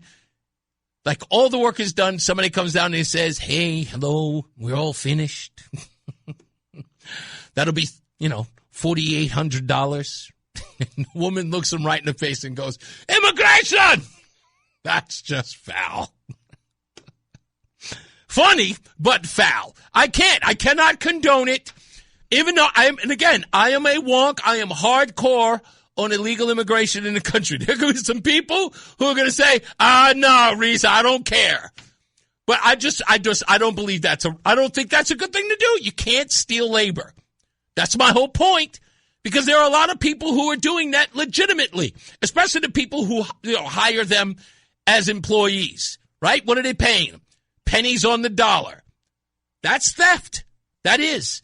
So I can't, but if I'm going to hold those people accountable, and I believe those people should be in jail, same thing for this woman. And if she did it on purpose, like if this was something that she saw getting done, and then after it was done, was saying to herself, I could probably save myself a couple of bucks here. It had to have been the intent the entire time.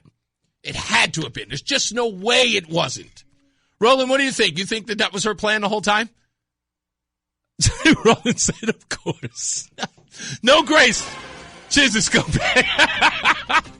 Let's get to Mark Christopher. He is at a BPS Lawyers Traffic Center. Mark, what do you think? Do you think this woman did this, had them do the work, and then called immigration on them? That was always her plan? Or do you think she came up with it as it went along? You know what? I'm not sure. I'm just popping in now. I was just on another set. I didn't hear the beginning of this, so the bottom line is this Maryland homeowner got illegals to do roof work to her house. Okay. And when they were completed, she called ICE agents on them. Oh, what a horrible person she is. Yes. These guys are just trying to make a living. Yeah. That's what I'm saying. God. Do you That's think this horrible. is something she had always planned, or she came up with it after, like, mid-work? This sounds like a planned thing. You know why? I don't think she would. I don't know if she was planning it. Why would she hire them? You Yes, know? exactly. If she's so against immigrants. Why would she even hire them in the first place? So that's my thought. Yeah. She, like, halfway through, maybe she got was upset with him or something. Or got over wind something. of it. Or got wind of it. And then said, oh, you know what? I got a way to get out of this. Yeah. Yeah. And, horrible. It's horrible no matter what. It's Reese on the radio on News Talk 1080 WTIC. All right. I'm wondering if I should do this now. But I've got some calls on hold. Let me get to those. When we return, I've got to talk about the Eric Swalwell thing. Because it is news and it's everywhere. And I don't usually, just because everyone's talking about it on the news, I don't say it's like, oh, they don't dictate the news for me. But this is a kind of important conversation about Eric Swalwell from a perspective not being talked about. So give me a minute to get there. But I've got some people on hold, and we're literally at the other half of the show. So let me take them real quick. I'll start with, let's go with Frank in Bristol. He's new. What's going on, Frank? How are you? I'm doing quite well, sir. How are you today? I'm fantastic. What can I do for you today? Good. Let me make it quick. This lady is a immoral scumbag. the I think you're right. The Bible says the workman is worthy of their hire. So if you hire someone, whether they're legal or illegal, you are responsible for fulfilling the contract that you made with them. Pay them, then call ICE if you wish. Right. I get people all the time from Home Depot to come to work at our church. Really? I don't know whether they're legal or illegal. Okay. But when I get them, I pay them. I don't involve the cops or ICE or whomever on them because I'm hiring them to do a job. Yeah. I don't think that anyone who heard that story was saying to themselves, well, she's got a point. No, it's theft of services regardless of their immigration status. Right. Okay, buddy, I'll let you go. You got it. Thank you, Frank. I appreciate you, man. Let's go to Rudy. What's up, man? Hey. I just got to tell Mark one thing since he brought me up twice. You were in that post that I said, where's your boy Reese at? Yeah. And if Tim from Wallingford could get elected to the Energy Commission of the town of Hamden, Mark could get elected to office, too. It's a good point. That may be the best argument ever. So I don't know what Mark's drinking. He may be, you know what he may be doing? He may be, listen, Mark is I would consider him a humble guy. I know he really believes that people hate him so much, but they don't, man. When he was out of commission for a little while, man, I couldn't stop getting phone calls and text messages. He throws facts out. He does. Truth. So could you picture him? I would love to see him, not that he would win, but I'd love to see him debate Lamont. Come on. Listen, any one of these folks, and again, I would even go so far as to say this, anyone from either side of the aisle, it would be prime time viewership if Mark was on that dais debating with anybody. So I called in about the Pope and Eric Swalwell, whatever his freaking name is. Right. I'm glad he's gone. He's trash. We knew that. He's a predator like the rest of the Democrat Party. And, they throw Trump out there for his problems that he had. Yeah. But he, like I said before, he was a Democrat running around with these people when all this stuff was happening. The Democrat Party is a bunch of pedophiles. That's not everybody. That's not fair. I don't like when people do that, but I get what you're talking about. The ones who are the ones who are. The majority of the problem lies with them. And that's why I bring the Pope up. Okay. Are you going to talk about the whole past thing when he was in Peru? Well, I grew up in Chicago. Right. Okay. So I dealt with that scandal, and I went to school in Boston in the 90s when that scandal broke, and my son was in St. Bridget's School in South Boston. Wow. When all that went down, the Spotlight Boston Globe stuff. So the bottom line between the two cities is most of the Catholics I've ever known are Democrats. So that goes back to that problem that they are. The majority of Catholics are Democrats, and they're Irish and Italian primarily. I know you mean the Northeast and the Midwest because it's funny. We don't have them down here. No. That's my whole point. Because what we have in the South, usually, south of the Mason-Dixon line, is what they consider Bible Belt Christians or evangelicals.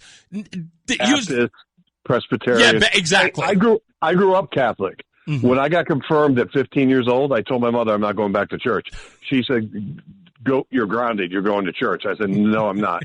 And I started going to a Bible-based church, and I went to Episcopalian high school. But I saw firsthand what priests were doing in my church. Oof. I had a girl on my block that was 16 dating our CYO basketball coach. So none of this stuff shocked me. Yeah. But I wanted nothing to do with it. Yeah. And I'm probably going to get blasted by some Connecticut Catholics that are conservative. But the majority of that religion is liberal. And hey, you know what? Here's what I always say. What's the rule that we have here, right? If it don't apply, let it fly, right? No, but it goes back to what you said earlier. Mm-hmm. I love your opening. You're pro-abortion, but you're a Christian? You can't do that. You can't. You can't. So you're a Fugazi satanic cult is what I call it. And I'm going to beat up. I'm going to beat up on X. Mark and I both are. Yeah. Because we've both been in threads that have to deal with this Pope. And the Pope needs to shut his mouth. He has. Stop taking this battery on the back by all the liberals who say, look, we need you to condemn Trump. And the reason why is because they're so-called concerned about Christian nationalists, because if the Pope condemns them, they believe that every Christian or every Catholic will follow suit. That's what that's all about. Let me get a couple more in here, Rudy, but I always appreciate you, buddy. I don't want to leave anybody hanging. Let me go to Pete is in East Haven. How are you, Pete? I'm good. How's it going, Reese? Wonderful show. Thank you, sir. Hey, the thing about the guys on the roof, the illegal aliens, that is pretty terrible what she did. Yeah. But I will say, it's kind of a strange topic because to me the right certainly maybe the left as well. They all exploit these people. That's what it all is about. Low wages.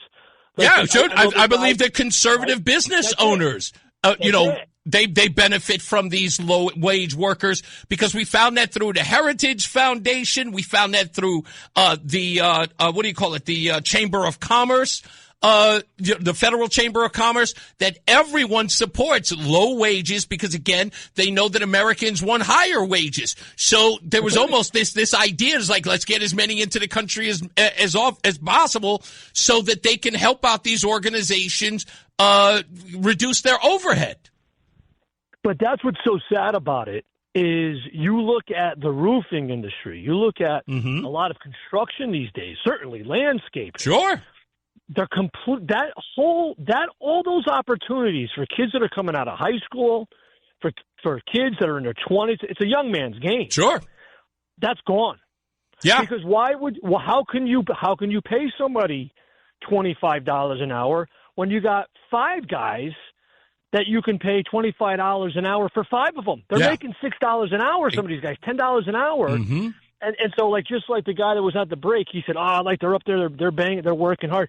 Yeah, they're working hard for a fraction of the cost. Mm-hmm. They're living in multiple families in one home. Mm-hmm. Right? They're only getting taxes from that one home, but there's multiple families there. Yep. And then a lot of that money goes back overseas. Yep. The value system. Pete, lose. The value system, if you think about this, right? If you've got a teenage boy at 17, an American teenage boy at 17, his father or his mother tells him to go out there and go get a job as a landscaper. That kid's probably going to want the $25 an hour. Why? Because he has needs like buying sneakers or buying video games or going out with his friends or partying, doing whatever the case is. He wants to, buy new clothes and things like that. You get one of these guys from Guatemala. They're coming in. They don't care what. I mean, I see them shopping at what do you call those places? The thrift stores. Yeah, but Reese, before even buying clothes, buying shoes, buying all that, you can't afford the guys coming out of high school now. Forget about they're not buying a home. Right. They're not buying a home 10 years from now. If it stays the way it is, because everything's screwed up. We got money going all overseas. We got the wages are all screwed up. We got people taking opportunity away from our American citizens. Mm-hmm. They're not buying a home. It's not like it was when you and I were kids. Right. You got out, you got a lawnmower, you pushed it around, and you saved money. That money is not going to be worth anything. When they get out of high school, there's not the opportunity that there was for you and I, or certainly our parents' generation. That opportunity is gone. Yep. And you could blame politicians, you could blame all kinds of things. But this system right now, the way it's being run, I don't know how the kids that are in their 20s and in their teens or even younger are going to have any opportunity. We have thrown it away. Not you and I. Not you and I. No, I get what you're saying. I get the politicians that are running things have thrown. So, the American dream, literally the American dream, may be out the door. Yeah, I tend to agree with you. I'm praying that you and I are wrong about that, but I see where you're coming from. How could you afford a home? I know. It's not like you got to live. Hold on, you can afford a home. Don't get me wrong. You can afford a home depending on where you go, right? Because I'm not going to lie. Look, my wife and I, we didn't spend the rate of a house. We got a 1,400 square foot house for less than you can buy a house here in Connecticut. We're talking $150,000 less than a rundown house in Connecticut in Texas. And they're building down there. Why? Because there are more people going. And they have to. So, I mean, there's that opportunity. But if you want to be a 20-something-year-old and you want to buy a home, you're not going to be able to do it in the places you think are cool and fun to live at. You're just going to have to go to places like Tennessee and go to Texas and South Carolina. That's going to be the case. But let me get out of here. Right. Petey, thank you. I appreciate it, man. And that's the case. That's where you're going to go. The Swalwell thing I'll get into it momentarily at the top of the next hour. Because there's something about this that's driving me up the wall. And it has nothing to do with the allegations. But it has everything to do with the timing. That I have, and I'll tell you what I mean by that. Because, people are looking at this going, he's scum and I'm happy it's happening to him. We can all go down that road. Swalwell he's kind of been a pain in the behind, okay? He's kind of been, he's the thing that everybody says he is, okay? I'm not going to get into that. But I am going to get into everything else because he's always been that guy. He has always been that dude. He's kind of always been a scumbag, okay? He just has been. There's no other way to sugarcoat it. Okay, and if he's a bad actor, he's a bad actor for whatever reason that may be. But in this case, something just stinks, and I got to talk about it. So I hope you'll give me a minute. Let me go to Tom and Thomaston real quick before we get to break. Hey, Tom, what's up? Hey, what's up, Reese? Hey, that woman's kind of an evil genius on the roof and stuff. But hey, the guys doing the roofing, they get paid by the head of the roofing crew. Correct. Or the owner of the lot. So she's not responsible for that. It's not like she hired some guy to rake her leaves in her yard. Yeah. She hired a guy, and he put the crew together. So that's his job to pay the people. Correct. And that guy is taking work away from legitimate roofers that have insurance and everything else. So I'm having trouble to feeling sorry. I told you, it's so weird, right? The reason why I brought it up was because, to me, I said, there is sort of a moral struggle that you have here, because on one side, you kind of go, look, this guy is taking work, or these guys are taking work from legitimate roofers. However, what she did was kind of scummy. Like, that's, right. You can't negate that at all. Right. Like I say, if she did it to some guy that was just raking leaves, that would be evil. You know what is? There's no Hollywood ending here. Like, there are no heroes in this story. Like in real life, right? Yes. And then, what was I going to say? Oh, hey, anybody that's listening, first off, if you put someone on your house that doesn't have workman's comp, and they get hurt, you are responsible. That is true. So any homeowner should make sure that anyone that comes onto their property to do work has workman's comp. Correct. Certified to do the work, so in the event that something happens, you have not hired someone with a liability claim later on.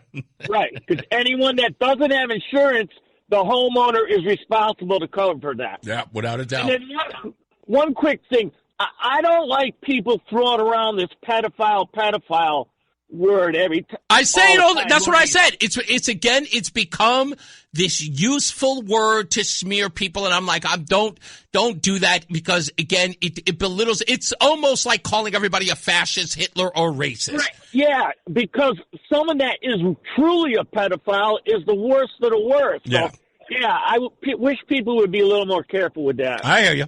Good job on you. Thank you, Tommy. I appreciate you. Let me get out of here. We'll take a break and check traffic and weather again. Mark Christopher is here. He is in the BPS Lawyers Traffic Center. How we doing, Mark? The hour that packs a punch. It's Reese on the radio on WTIC News Talk 1080. All right. News. Today in music news. And I had to edit out all the people I didn't know. And the people you don't care about. Sure, there's a whole bunch of music news and people who's this person and that person. A country western singer. You don't know these people. But celebrating birthdays today, I know you know this guy, Lou Bega. You remember him? Mambo number 5 celebrates his 51st anniversary. He was born in 1975. That guy looks older than me. Lou Bega's 51? That guy looks way older than me. Yeah, you remember that. Anyway, Max Weinberg, who is the drummer from the E Street Band, you know him, and also used to be the lead house band, the leader of the house band, or the Conan O'Brien show. Max Weinberg, he turned 75 today. Tonight I celebrate my love for you balladeer known as Peebo Bryson. He turns 75 today, as well as Max Weinberg. You might remember him, and he had some Disney duets as well. Peebo Bryson. Can't believe somebody named a person that, but that's his name. And legendary R&B soul singer who's hot enough for grits, Al Green, turns 80 today. You remember that story, Roland? When his significant other poured hot grits on him? Yeah, remember that? Whew! That's vicious. That's cold. That's cold. Celebrating album anniversaries and chart anniversaries. 27 years ago, one of my favorite bands, Tom Petty and the Heartbreakers, released Echo, the 1999 roots rock album. Was released on, what album was that? What studio album was that? I'm trying to remember who the record label was there. But I remember that album very well. 53 years ago, Bob Marley and the Wailers released Catch a Fire in 1973, the Island Records debut that brought reggae to the world stage. 58 years ago, Bobby Goldsboro's Honey hits number 1 on the Billboard Hot 100. It was there for 5 weeks back in 1968. And 61 years ago, these guys will always be in the music news, the Beatles won their first Grammy Awards, taking Best New Artist and Best Performance by a Vocal Group for A Hard Day's Night in 1965. That's right, the Beatles back in the day. Mark Christopher, he's getting you home. He's in the BPS Lawyers Traffic Center. Sure he remembers every one of those. It's Reese on the radio on News Talk 1080 WTIC. All right. If you want to call up, please do 860-522-WTIC, 860-522-9842. Last hour of the show before we get up out of here. So the Eric Swalwell story. And again, it is national news. Everyone's talking about it. And of course, because it's salacious. And that's how that works. It just is how it works. And I think what really sort of hurts Eric Swalwell in all of this are his public statements. What do I mean? Let me give you an example. This was on MSNBC, I want to say maybe a couple of months ago. What I want to project to the Department of Justice, and the president in particular, is a Democratic majority is coming. And when that majority comes, there's going to be accountability. We will use the subpoena power. Get to know Jamie Raskin and Robert Garcia, the future chairs of the Judiciary and Oversight Committee, because I know they have it in them to call you to account, and the truth's going to come out. And I hope everything you've done so far is clean, because if it's not, there's going to be a reckoning for that as far as public accountability. And that was just one of the things, but that one hits particularly close to a lot of people. And it was shared everywhere over the weekend. I mean, anywhere you look, that particular one. And people have said things like, that's karma, it's spelled ha-ha. People, like Roseanne was saying that and everything. So I get it. Eric Swalwell, I've always sort of treated him as kind of a worm, because that's the way he comes off. A lot of people have called him douchey, right? It's California. People have mocked him for his relationship with Fang Fang, a Chinese spy. People have even sort of dredged up this old MSNBC appearance where he appears to pass gas during a live interview. Some of them have been petty. I've laughed at a few of them. Other ones I've scoffed at. Why? Because I've always seen this guy. I've never seen him as a threat. They're all Adam Schiff too. Adam Schiff, what's his name? Ro Khanna and Chris Murphy. These guys, they're not real threats. These guys are media horse. Sorry, just who they are. And MSNBC and CNN loves them. Whenever these guys want to talk, the cameras go, sure, come on. Can't wait to have them. And Fox News platforms them because of some of the obnoxious things that they say.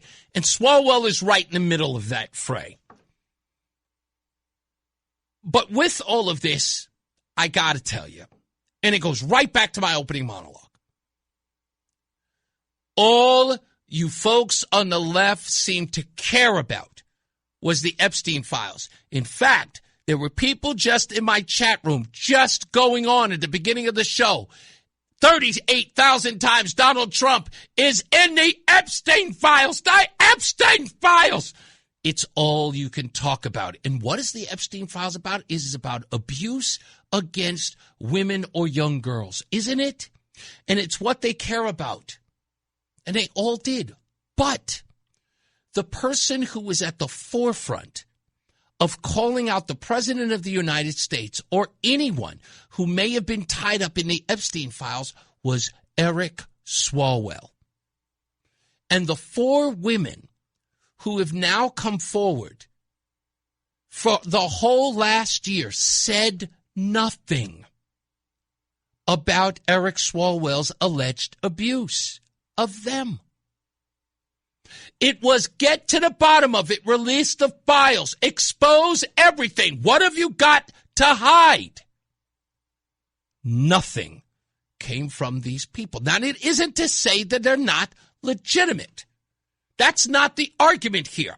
Again, if it's for real, it is, but I've got to ask, is it because Swalwell was rising in the polls in the California gubernatorial race? Is it worth asking that question? Because again, during this whole thing, remember, it was, let's get justice for those who are abused. Why wasn't that applied earlier? The Epstein files were all we could talk about last year in 2025, well into 2026 until it died up and then everything else became an issue. Again, why no investigation or interest in the story? Has anybody bothered to ask? Does anybody care? It's not like the soup of the day wasn't Epstein. These women were not arguing about whether or not they were just abused as minors. They were then abused, according to these women, as adults. Many of these women were old enough, and they helped Jeffrey Epstein, according to their own testimony, procure other women. And it was sort of the resurgence of the so-called Me Too movement. It was released the files. Well, why didn't they say that about Eric Swalwell? What happened?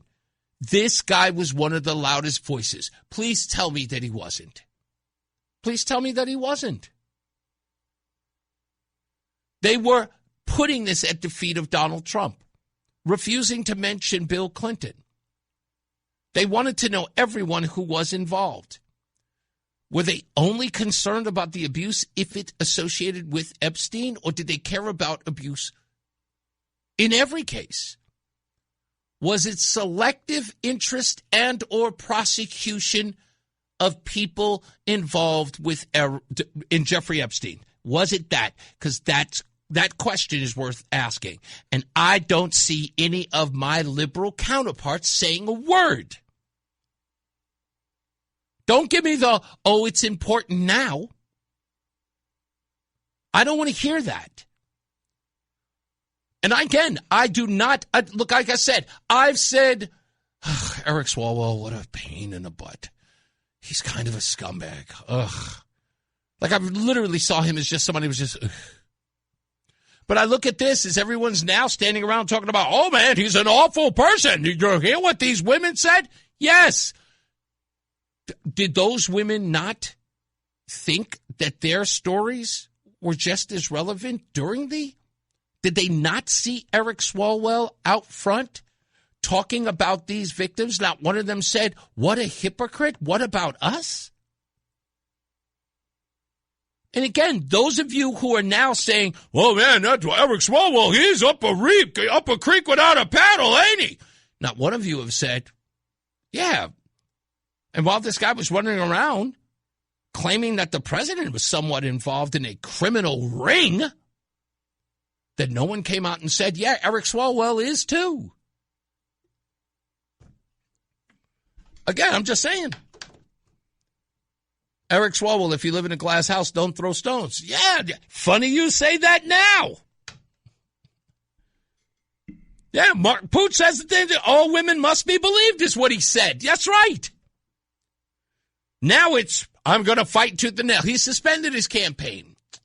Okay, I don't think that was meaningful at all. But what was the guy's name? I don't know why I'm forgetting his name, but he was the congressman from New York. Big, heavy-set Hispanic guy. Somebody in the chat room tell me what it was. He was the guy who lied. It's alleged that he stole money. He was found guilty. He was supposed to do 7 years in the Fed for all of this. And I said, hell no, this guy shouldn't apologize for anything. But he got removed from Congress.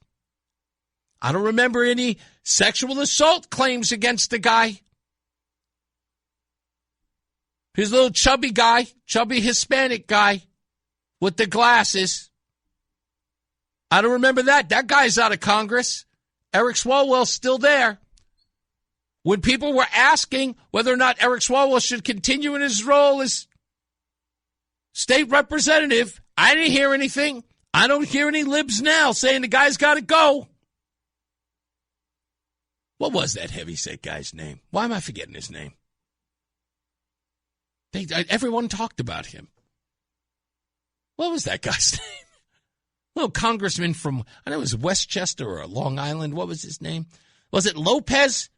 Was it Mario Lopez Melody? What was his name? George Lopez?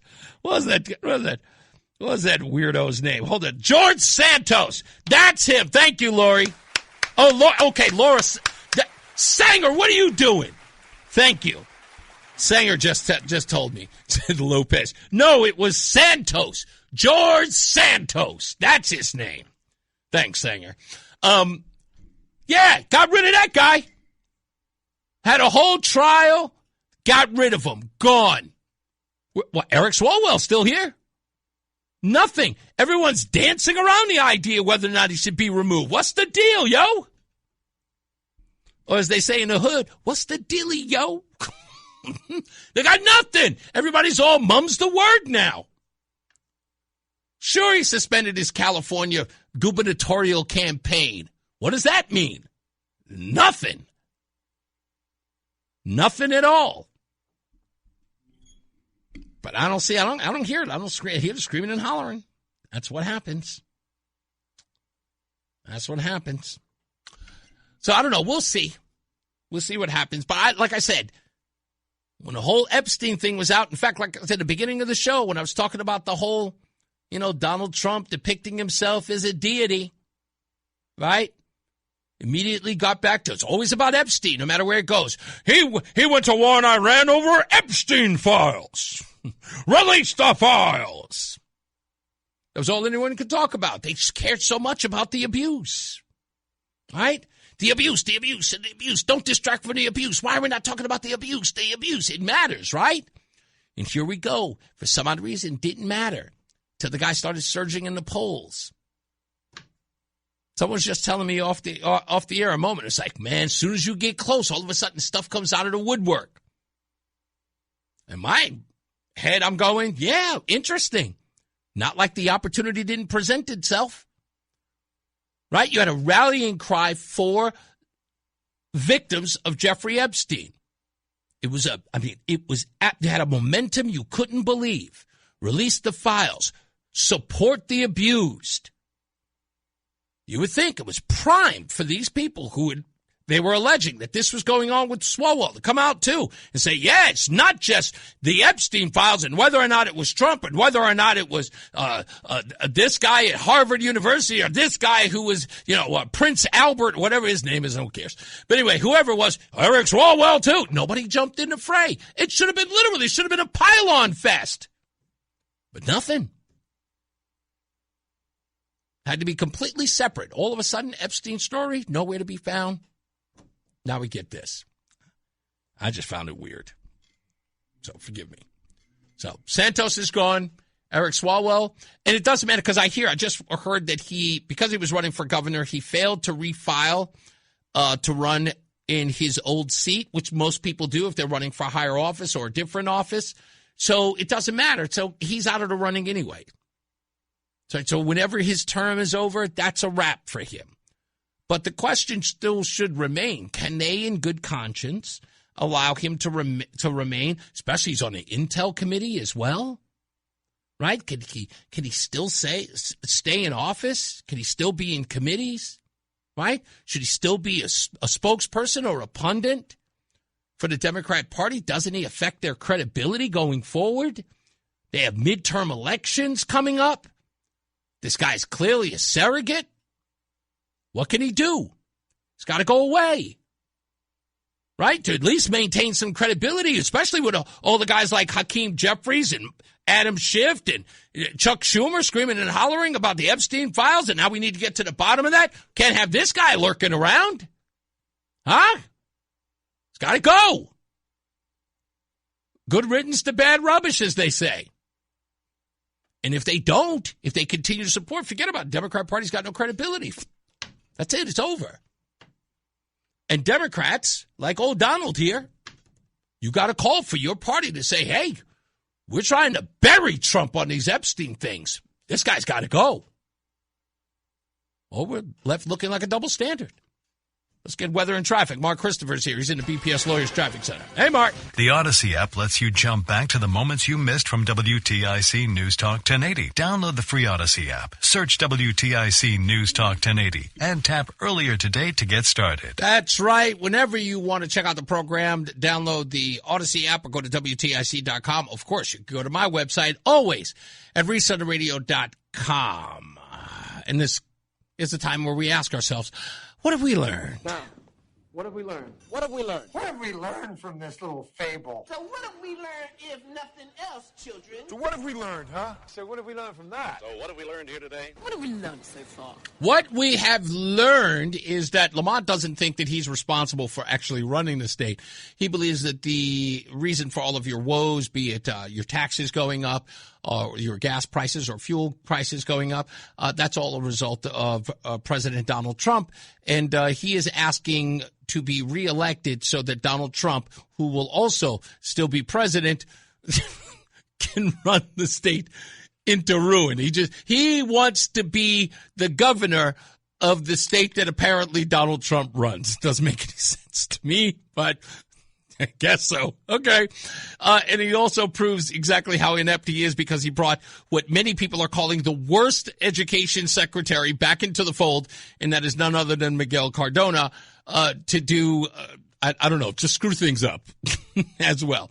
That's one of the things we learned. Also, we learned faux outraged about AI pictures of Donald Trump being a deity is laughable. No one cares about an AI photo. And proof of that is that when people were calling Barack Obama the one, the Messiah, or God, no one called that blasphemy. It's a question that the entire nation is asking. Is he the one? Yeah, Barbara Walters called him the Messiah. Why is Obama facing so much opposition now? Why is he struggling so much to really fulfill the great flame of ambition and excitement that he was elected on originally in 2009? Well, you've touched on it to a degree. He made so many promises. We thought that he was going to be, I shouldn't say this at Christmas time, but the next Messiah. Yeah, and Evan Thomas of Newsweek had a cover that Obama never admonished and never said was blasphemy, nor did those on the left, when they called Obama the second coming. And Evan Thomas then went on MSNBC's Chris Matthews program and said this. Well, we were the good guys in 1984. It felt that way. It hasn't felt that way in recent years. So Obama's had really a different task. We were seen too often as the bad guys. And he has a very different job from Reagan. Was all about America. And you talked about it. Obama we are above that now. We're not just parochial. We're not just chauvinistic. We're not just provincial. We stand for something. I mean, in a way, Obama's standing above the country, above the world. He's sort of God. He's going to bring all different sides. Yeah, you heard Chris Matthews there. Yeah, he's like God. Nobody batted an eye at all. And when they put the crucifix in a mason jar of the artist's own urine, nope, you protected it. So that's what we learned today. And your arguments are pointless. Yeah. Let's get another check of traffic and weather. Mark Christopher's here. He's at the BPS Lawyers Traffic Center. Hey, sir. What's up, everybody? You know who it is. You know who it is. You know who it is. It's Reese on the radio. Frederick Douglass of the 21st century. It's WTIC News Talk 1080. I cannot believe Mark West Hartford. Sometimes he writes the funniest stuff. He says, Governor Ned Lamont is resorting to dumpster diving. What he means by that is him bringing back Secretary of Education Miguel Cardona. He's calling his moves dumpster diving. That's so cold. Damn. That's brutal. If you follow Mark from West Hartford on X, you got to. That's got to be the best takedown ever. That is cold. I love every bit of it. I got a text today talking about some ridiculous story from the raw story from newsbreak.com. Folks, I've gotten a lot of these stories from you, folks, even those on the right or even conservative leaning. Stop going to Newsbreak. I'm sorry. This site is hackery. It's not news. It isn't. The people who run that site, the people who run that news organization are the worst. And the fact that they can be considered legitimate news, if you get your news from them, consider yourself misinformed or uninformed or just forget about it, just nothing. This is not a news site. I'm sorry, folks. And I know it's easily accessible online, but I said it from the bottom of my heart. I'll give you an example, and I will. I'll continue to give you examples if I have to do it. I will totally destroy their credibility day in and day out. Okay? They have this article that suggests that there are people in Israel, okay, that are not happy about the Iran war. Yeah.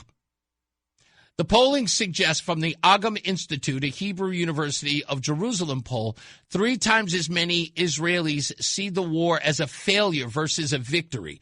70% say the ceasefire was an American concession to Iran. 2/3 oppose the ceasefire. That's not an opposition to the war. That is an opposition to stopping the war. Israelis want them to continue to bomb them. That's not an opposition to the war. So, of course, it's being painted that way in the headline. That is how unscrupulous these people are. Okay? How disingenuous. Oh, hell, they're liars. And someone sent this to me, and I'm going, really? You're still getting your news here? No wonder you don't know what you're talking about. And that doesn't matter because I know you know that Israel wants Netanyahu and Donald Trump to bomb the hell out of Iran. Everyone knows it. But what you may not know is this, and this is from a CBS YouGov poll. Americans feel the same way. As for, the aspirations, Americans broadly support them. 87% say Strait of Hormuz needs to be reopened. Yes, you hear that? 87% of Americans believe that the Strait of Hormuz needs to be open. What do they say about making sure that Iran's people are safe and free, CBS? 1% want to ensure freedom for the Iranian people. That's right. 81% say that. What about stopping Iran from threatening other countries? 6% want to permanently stop Iran's nuclear program. That's right. They want to stop their nuclear program at 76%. Stop Iran from threatening other countries. 76% is essentially the same question. What else do you got for us, CBS? Iran's nuclear program. 55% want the current leaders ousted before we end the war. That's right. 55% want the leaders ousted before the end of the war. That means take them all out. Take out all the leaders of Iran. What are you people talking about? Okay? And that comes from CBS. Please, just stop reading fake news. Do better. And I know, and I want to say, I want to applaud you. Let me applaud you first. And let me say graciously, because people have written this to me, and I don't say, you can find it on my chat room, you can find it there so they know I'm not lying to you, okay? There are people who tell me all the time, they go, I don't even listen to the mainstream media anymore, I just listen to Reese on radio. And it is because of that statement that comes from a lot of you, I have to tick off my wife. I do. My wife goes, wait, are you scrolling again? Are you looking for more news? And I'm going, sweetheart, they need me. I was like, sweetheart, they need me. They're asking for me. They're relying on me. Do you understand how important this is? She goes, put down your phone. Sit over here and eat your dinner. We are going to watch The Notebook again. And I have to go. Every time I do it, I go, sorry, people of Connecticut. I have to watch a romantic comedy. But no, it's because of that. I do. And I respect you guys. I respect you enough not to do this to you. Just to not have you suffer through this. Because I think it's wrong. And it's true. I got to go backwards on this one a little bit. Okay? It's the lies. It just is. I know their effects. And people don't care. Cat Williams said on that infamous interview on Club Shay Shay, whatever that is, with Shannon Sharp. You know what he says? Nobody knows why liars lie. But I reject that. I know why liars lie. Liars lie for an advantage. Liars lie because it makes them feel good. Liars lie because it does something for them that reality cannot. Make them the hero. That's why liars lie. Or make them the victim. so they can feel like they're important or cared about. That's why liars lie. They benefit. So I'm done with it, and I hear these people, and as soon as they send me stuff, I go, "Come on, dude! Like, what are you doing? You deserve better, don't you? Do you need to be duped again? Do you need to walk around in life being uninformed, misinformed? Is that what you really, really want? Do you want the worst things that you believe about life to be promoted?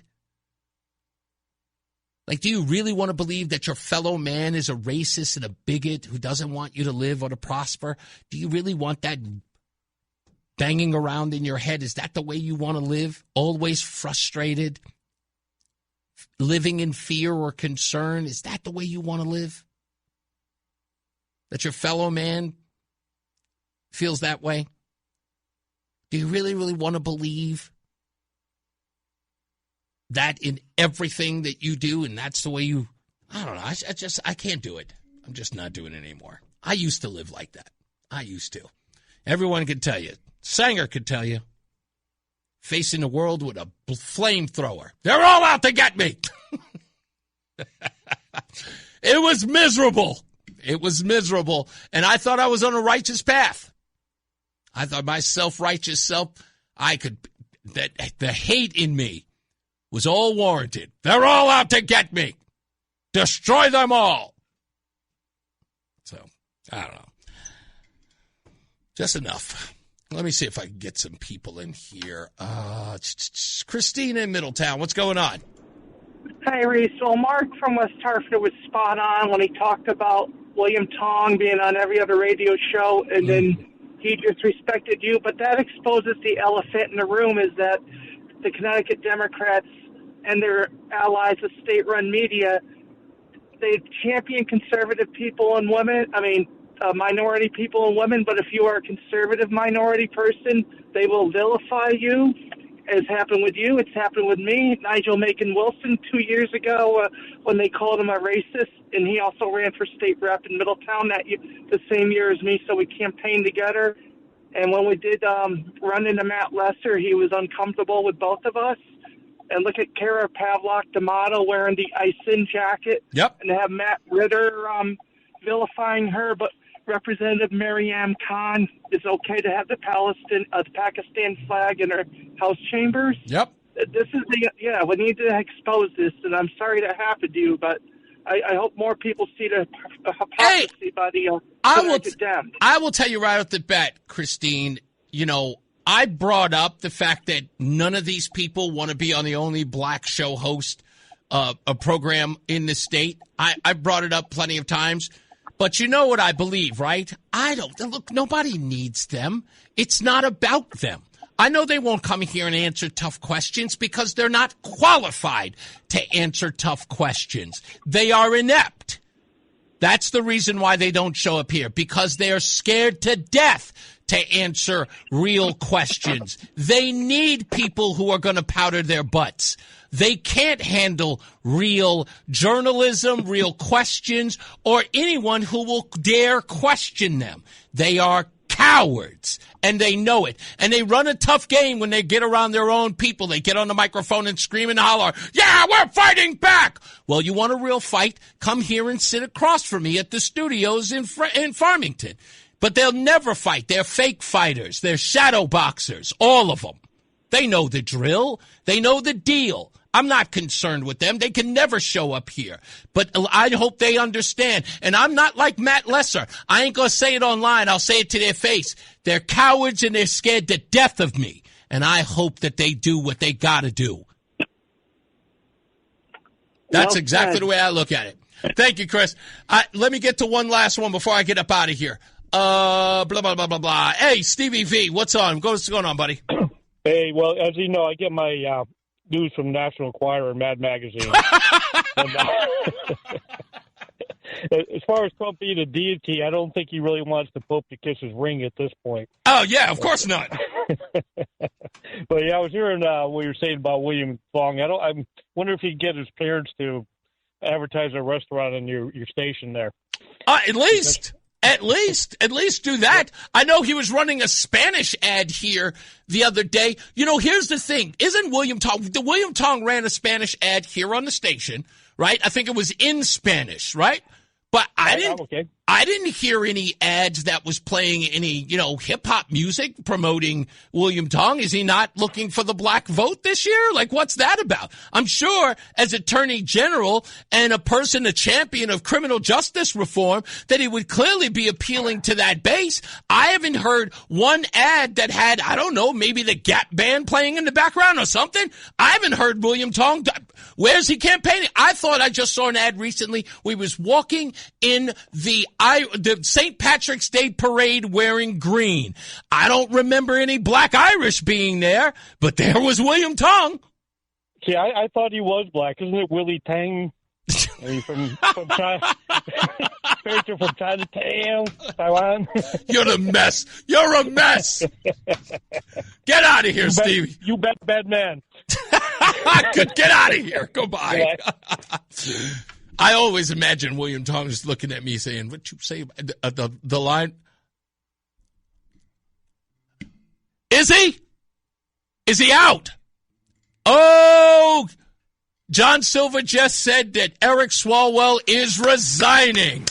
Look at that. I told you. They can't have any credibility in the November elections if he doesn't go. He's got to go. So that's going to be breaking news right there. That's going to be the breaking news. And I haven't seen it yet. I guess the 5 is still talking about it, but I didn't hear it. I think in the next hour. It's probably going to be at the top of the show for Brett Baer coming up in a minute. But John Silver just told Roland, and Roland just told me in my ear that Eric Swalwell is out. Let me look at, do I have time for Jerry in Columbia? Let me take Jerry real quick. Hey, Jerry, how are you? Reese, dastardly, how the hell are you? It's been a while. How are you? Hey, buddy. Hey, just be glad she doesn't have the Hallmark Channel. That's all I'm going to say. That's true. That is 100% Trust true. Me, brother. Trust me, the Hallmark Channel is a killer.